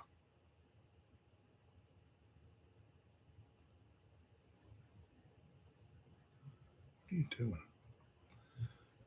People that I know I'm not following.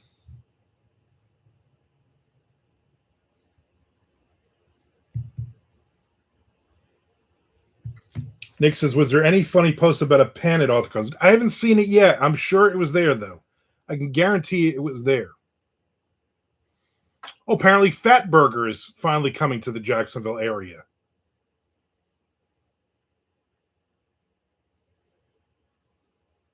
We're getting a Fat Burger.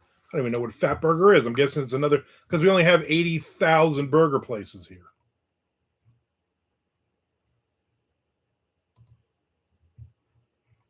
Guess what I'm staying away from for the first 6 months? Service will be bad. Lines will be bad.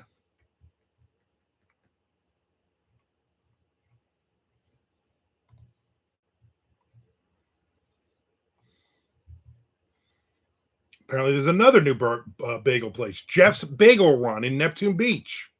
That's near Jacksonville Beach. Soft opening today.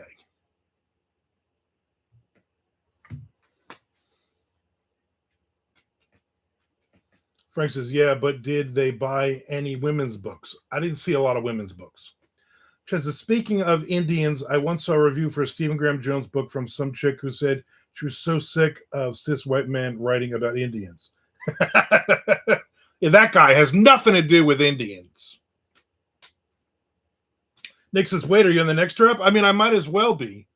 This is my feed for Facebook when you haven't been on there. Like, let me just throw you everything random we can. Stephen Graham Jones is as white as they come, so totally unironic. Nick says, because I need to know what happened with that bouncy house for the 1-year-old's birthday party. Yeah, people were very upset at that. But her reasoning was, there's other kids coming. There's older kids coming to this, and it's for all the kids, not just my 1-year-old.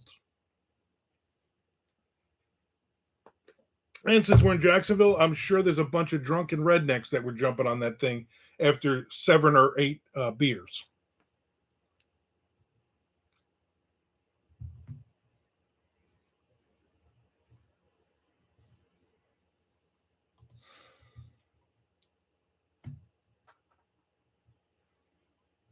What is this?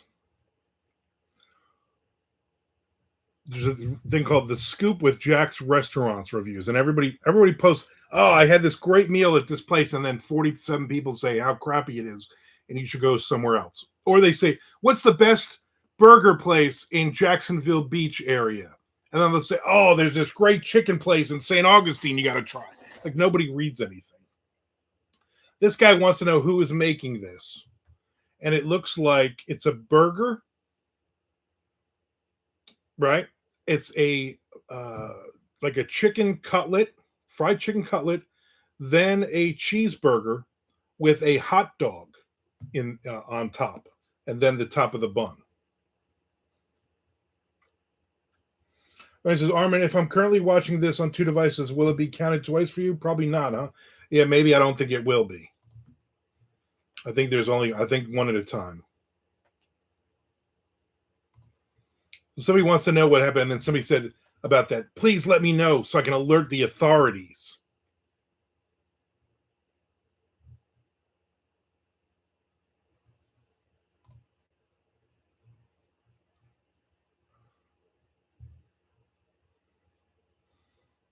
Yeah, everybody's very, very mad at this post for some reason.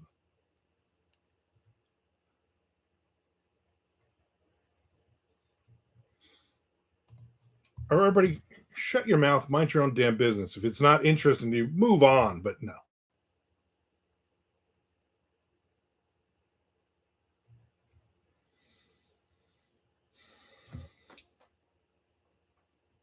Right, not if as if I'm not, I am. Yeah, I would not I would pause the other one. Don't delete it. Just hit pause on one and then watch this. Chet says, one of my pet peeves, parents using their kid's birthday as an excuse to throw a giant party with alcohol disguised as their kid's party. Frank says, but my 2 accounts. Wait, I like having the live stream on my kitchen TV while I type on my Chromebook. Oh, Lorraine's got a Chromebook showing off. You and Nick showing off.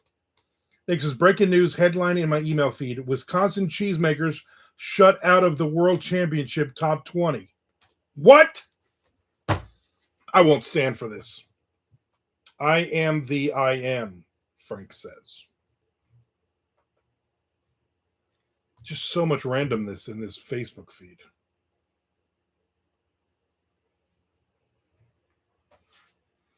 Rockin' in Paradise with Styx and Friends is coming.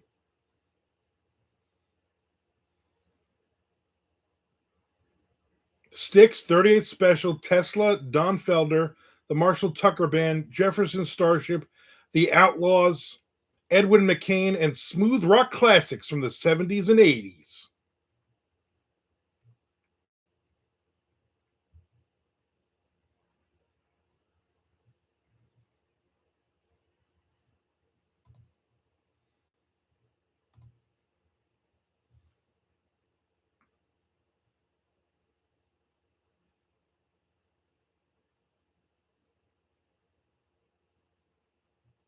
I should have taken chicken out tonight.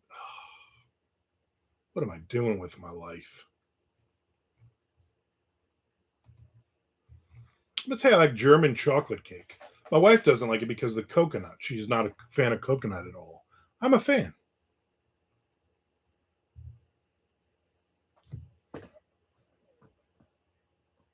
Chad says, I've got a Chromebook. Can I show off? No, only one Chromebook show off per feed. My tea crunched old Chromebook, be jealous. Nick says, I have a phone book and can add to the showing off. You know, one phone book per feed. I spilled tea on it a few weeks ago, and now it crunches with every click of a key. That makes you know that you're typing. Speaking of phone books, do they still go give those out anymore? I haven't seen one this year, maybe last year. I haven't seen one in several years. Chet says, I think they do, but they're more like brochures anymore, Lorraine. Yeah, that is an excellent question. I'm going to type that in there.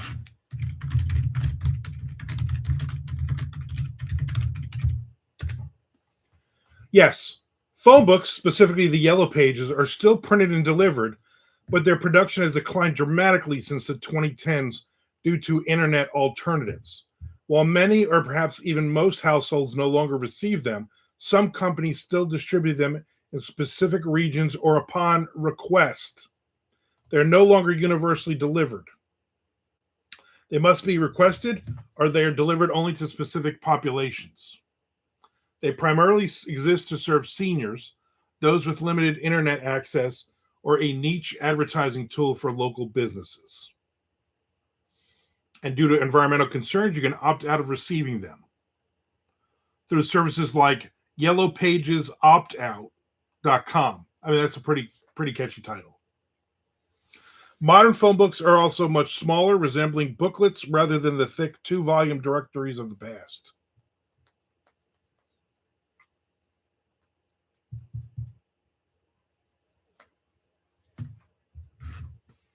Frank says, I haven't seen a phone book since forever ago. Lorraine says, okay, so German chocolate cake may not be on my favorite list. So I shouldn't say I like all desserts. Lorraine says, so someone must have snatched mine from my porch. Yeah. 55 plus counts as senior many places. So I should have one I won't use. That means I should have one, and Chad should also have one. Nick says, okay, this is going longer like that Kingdom Come thing yesterday. You know what? Some themes have legs. Frank says, not many people know this, but I can finally admit that I ghost wrote the 1982 Bell Telephone white pages. That does make sense. Chad says that was a good addition, Frank. Proud of you. I think he generally is proud of you. What is this craziness? Coffee Beanery ad, and they have apple cronut coffee. I guess it's apple donut flavored or cronut. That crow is so nuts.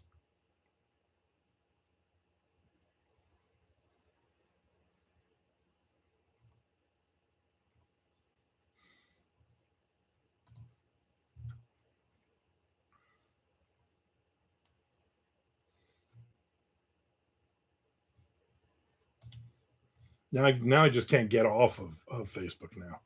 This is the problem.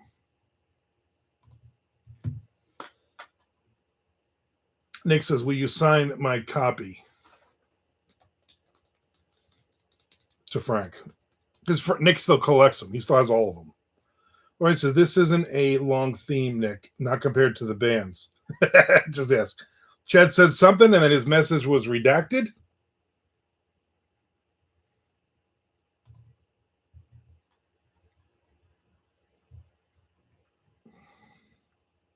I remember using Frank's edition to look up where I could buy the first Monsters manual.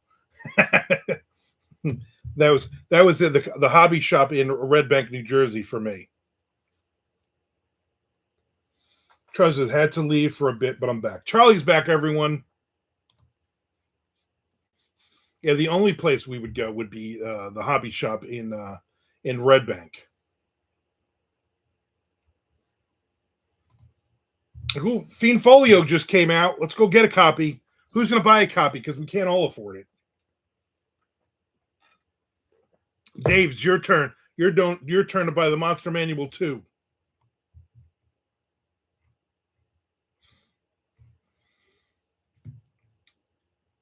Apparently, somebody is saying that this was a great place. Limp Brisket. It's a food truck in Stark, Florida. Limp Brisket. I'll say it again. Actually, I won't say it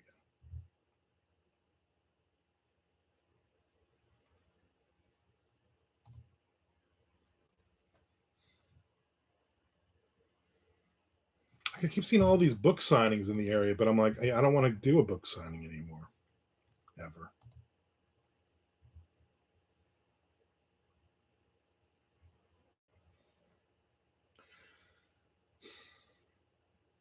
Chad says, "No, Fiend Folio." Chad, remember? You remember Fiend Folio?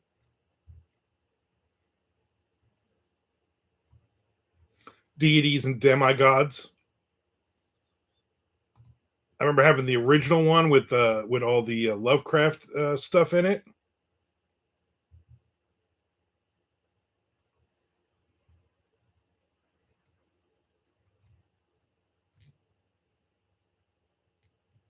Nick says, "Looking up that brisket, but it's spelled like brisket, kit." Nick says, "Oh, they have great names for their food, do they?" Maybe I shouldn't have clicked it off.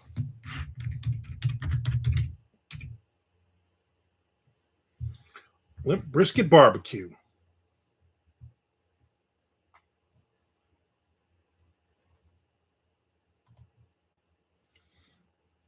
They're like a half an hour or more away, though.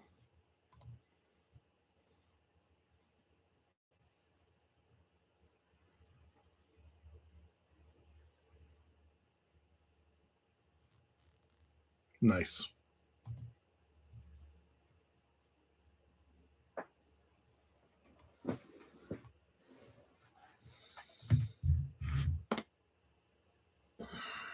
Risk it all for the brisket.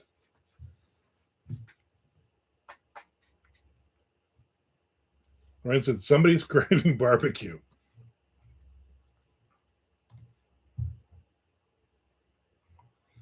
We did go for tacos last night. Taco Lou's. Taco Lou's, which is actually I wrote about as the restaurant they go to, one of the restaurants they go to in my First Coast Thrillers series. I got three tacos: scallop with no avocado and no crema. I also got a mahi one with no crema, and I got the $10 taco, which is really only $4.99, but it's a lot of meat and cheese and stuff. Delicious, all three of them. Frank says they better sell Nookie cookies. Dad jokes and new rap metal. How can it fail? Yeah, scallop tacos. Freaking delicious. No, it's just a taco place that's been around for a long time, and they originally the original owners are from California, so they got a lot of California infused items on their menu like that. Delicious. Scallops are just so juicy. They're so good. When Tom used to leave his house, he went with us a couple times.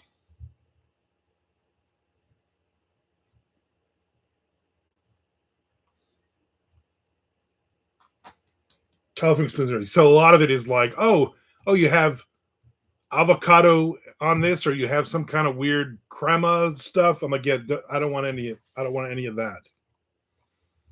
I'm like, just give me a couple of limes so I can squeeze some lime on this, and I'm fine.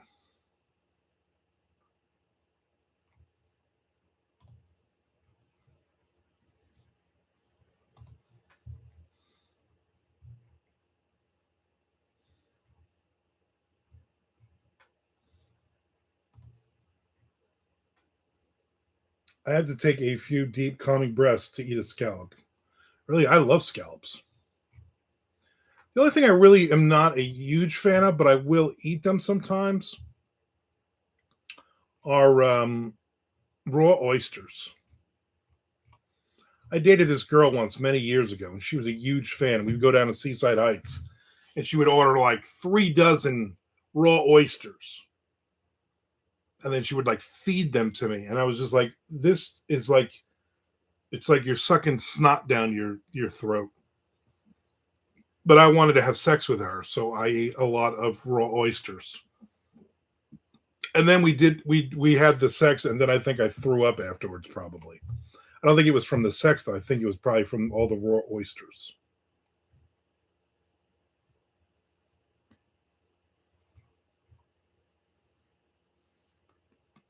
Choco taco. I wish there were still choco tacos. I don't think they have those anymore.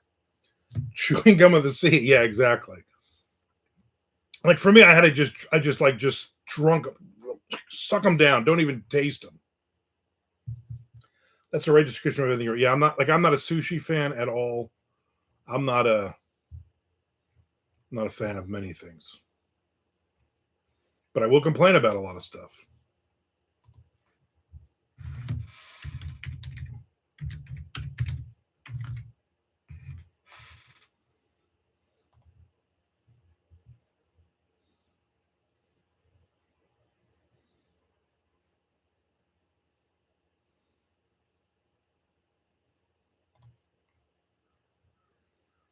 A version of the Choco Taco did come back in late 2025 through a collaboration between Taco Bell and Salt and Straw, offering a reimagined taco lot with cinnamon ancho ice cream, chocolate, and sausage.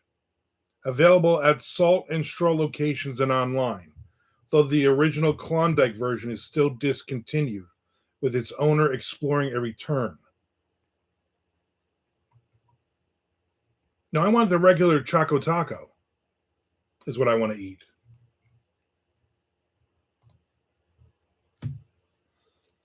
Does Choco Taco still exist? No. The classic Klondike Choco Taco is officially discontinued since 2022. I didn't realize it was still in 2022. You still got a Choco Taco.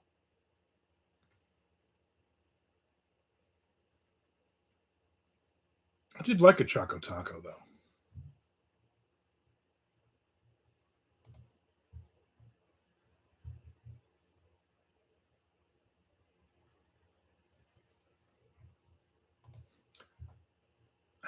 This is a question. How many Choco Tacos are left? 7. It says the Choco Taco has been discontinued.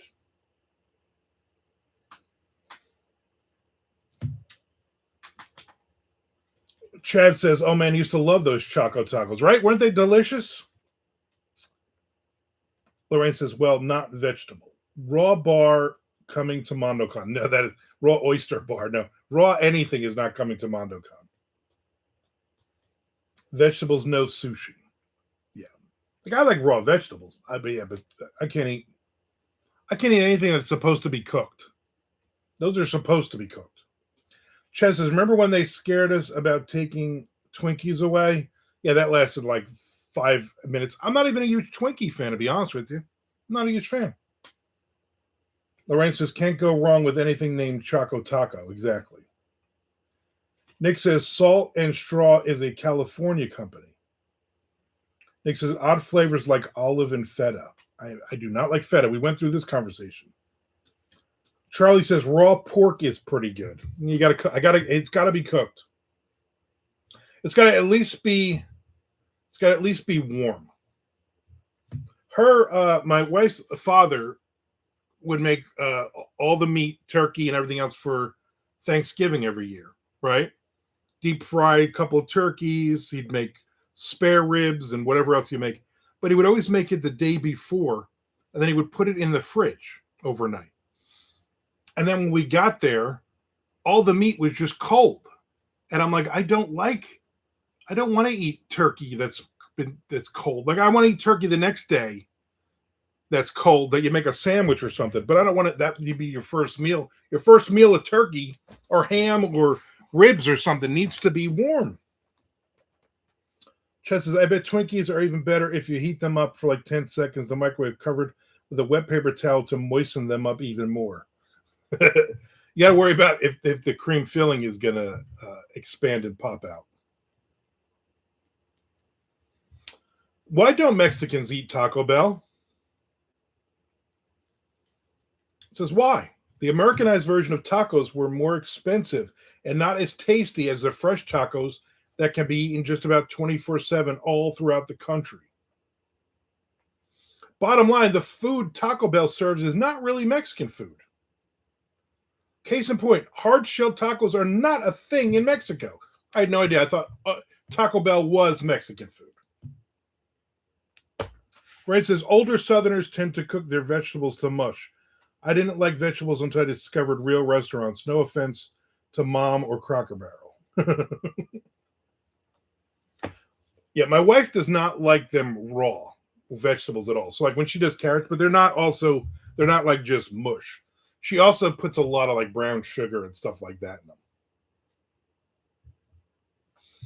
Chad says, "Isn't Taco Bell selling chicken nuggets now?" They are? I had no idea. Hopefully. Isn't like everybody doing that now? Yeah, they have a Cantina chicken menu. Let's see on this Cantina chicken. They have a Cantina chicken burrito, Cantina chicken soft taco, Cantina chicken crispy taco, Cantina chicken quesadilla. I get that. I get the chicken quesadilla, not the Cantina one. And they have an avocado verde salsa sauce packet. No, thank you.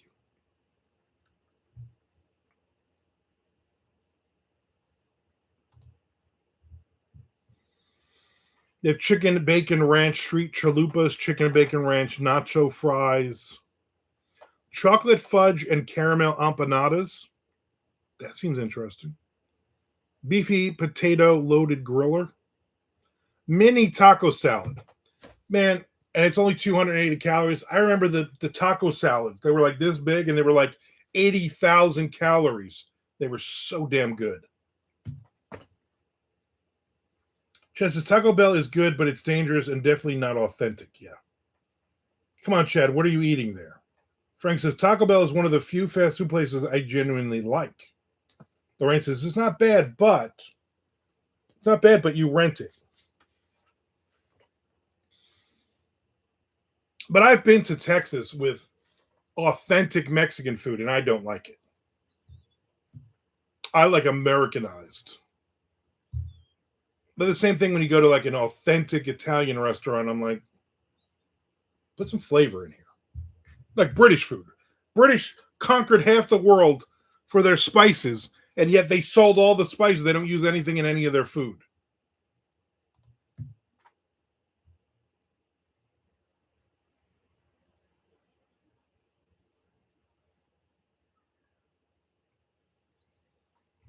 Ridiculous. Now I want Taco Bell for dinner. Thanks.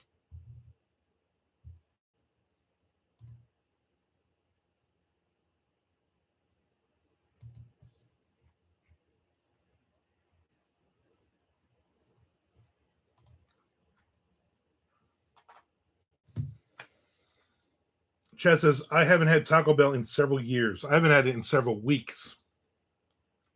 Right, fish and chips. Yeah, not exciting. Yeah, and here's fish and chips, and let's just throw some vinegar on it. Like, really, that's what we're doing with this? Frank says, authentic Mexican food is a lot of organ meat. Yeah, they play the organ while they're cooking it. Lorraine says, but also not bad. Chad says, I first ate authentic when I lived in Denver. They have like 3 restaurants here in Battle Creek that are 100% authentic. I would not be a fan. There was a one in Daytona Beach that was authentic Mexican food, and then I went. And I'm like, yeah, this doesn't taste like anything. I like those American spices we add to everything.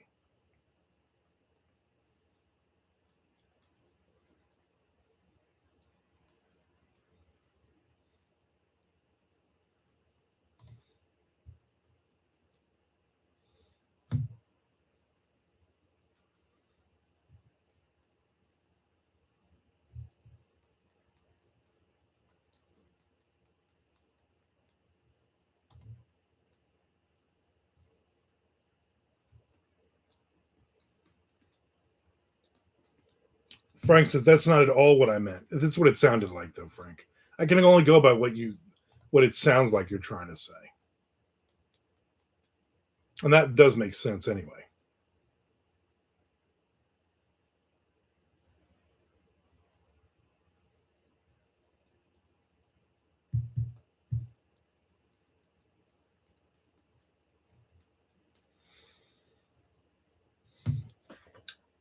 Nightmares, anyone? Hey, Chad Lutsky, I am so looking forward to your Avonwood book. Richard from Nightmares, anyone? Chad's got a little fan club coming in. Welcome in. Welcome in. We're all looking forward to it, Richard. We're all looking forward to it.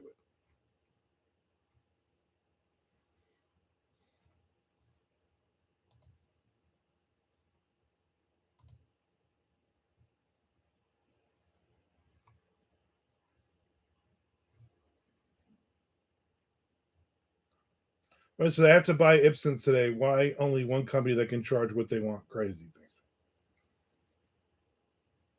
I'm going to say this, Lorraine. Okay. I'm going to throw it out there. You don't need them. Some people are going to disagree with me. 30 years in this business, I have never ever needed them. Because if you put your book through Ingram Sparks and you use theirs, if you throw it through Amazon and you use theirs, it just comes up as independently published. Nobody cares. Nobody is looking at them because it's in your name or it's not. And it's just a big scam. Is it a scam? Yep. You'd pay hundreds of dollars for a couple of them or 100 of them, and you will never, ever use them. Ever. Lutsky heads, Chadites, Chadite Lutsky heads, Chadder's cheeses. Chad does like the cheddar cheese things. Right, so somebody Trumpet Creeper Publishing LLC for naught. You can put that in, like in Amazon or whatever, they'll say publisher. It's an optional line. And then you put in your name of your company. But all it will come up on Amazon instead of Trumpet Creeper Publishing, it'll come up as independently published. People are like, oh no, it comes up as Amazon published. It doesn't. It comes up as independently published. And you don't need an ISBN because they're like, oh, you need that to sell to bookstores. Bookstores aren't buying your book. And if they are, they're going through Ingram Sparks. And it's the same thing there. They don't ever look at it and go, oh, we can't buy it from here because you don't have your own ISBN. ISBNs are very antiquated. Yeah, book snobs don't care. Book snobs, you don't want them reading your book anyway. You know why? Because book snobs are going to rip your book apart anyway. Because they have to be better because they've never written a book themselves. It's an optional line that never shows the name you put in. Otherwise, all my self-published stuff would say Static Age Books. Yeah. And nobody is going on and going, oh, I want to read Static Age books. They're going, no, I want to read Chad Lutsky. And they're not looking at it and going, oh, well, obviously this is self-published. Or no reader knows or cares. It's a system that we should not have anymore. But those people are making a ton of money. And all new authors coming in, they're like, you got to get an ISBN, or they're talking to people who literally make money off of people doing that. So don't do that.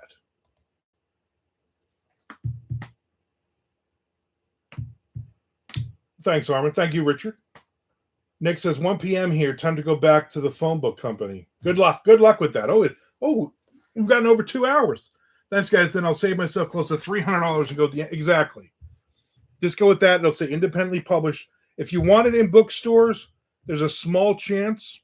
If you have bookstores that might be willing to order it, they're not going to order from Amazon, but they will order it from Ingram Sparks. But then you got to do a 55% discount and returns usually, and then you're going to end up losing money. So you actually, at this point, you don't want them to buy your book. And if going and doing book signings was an option, then you could do it that way. Otherwise, no.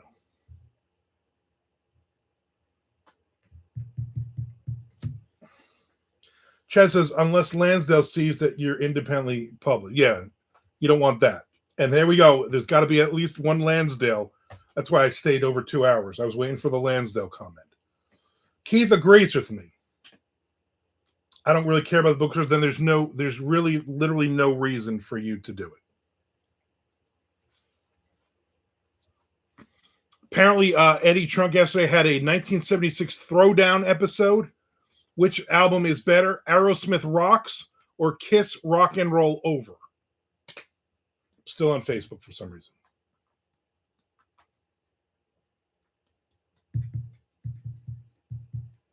Keith says, then consignment for book signings. Joe, the accused Lansdale, exactly. Accused Joe Lansdale, accusing Lansdale, and with that, I'm out of here. Nice.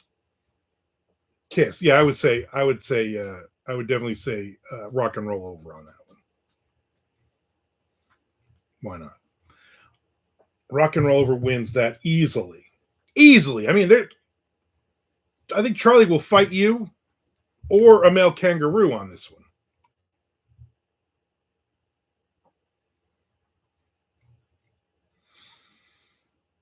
What songs are even on Rocks? Richard says, see you, Chad. Richard, make sure you're hitting the subscribe button, watching all of my videos.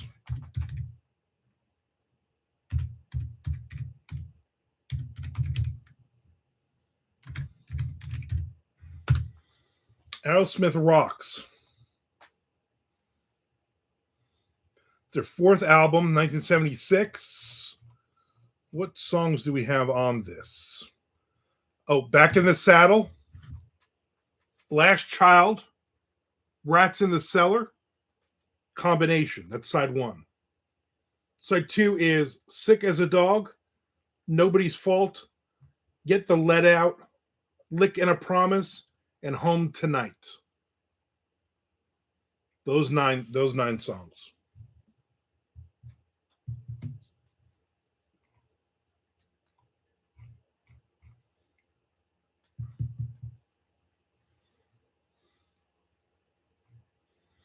According to the Collector's Guide to Heavy Metal, 10 of 10 on this album.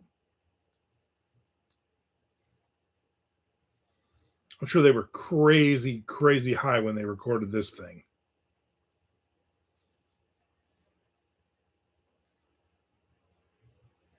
Apparently, some of these songs were about drugs. Wow. I would have never guessed that one.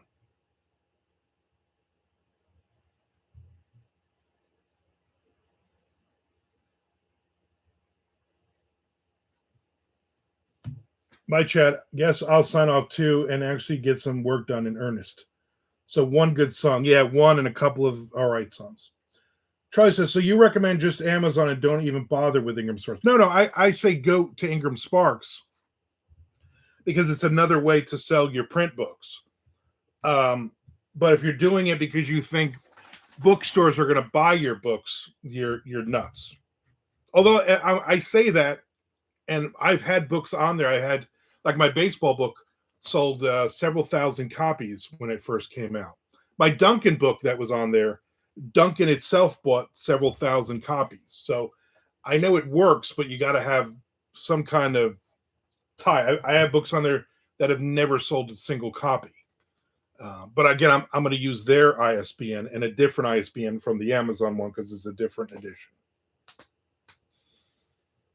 Frank says, Amazon did drugs. I feel bad. I'm the one who had to tell you that, Frank. But yeah, they did drugs. I don't know if they did a lot of drugs or just a little bit, but I mean, there was some drugs being done. So yeah, drugs done. Yep, drugs. Oh yeah, the drug stuff.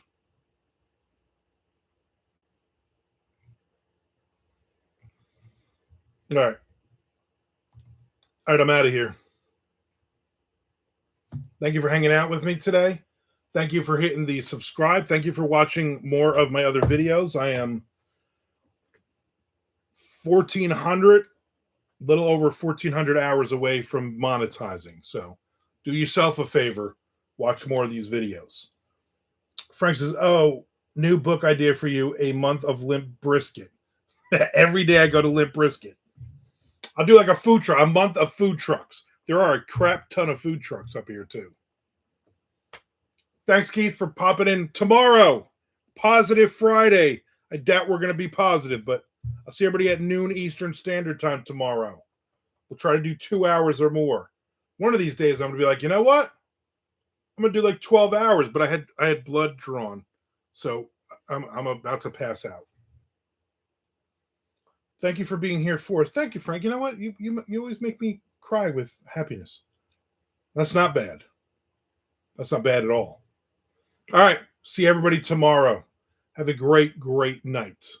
I think I'm going to have fish stick sandwiches on cinnamon raisin bagels for dinner. I like it. I don't care if you like it or not. Mind your own damn business.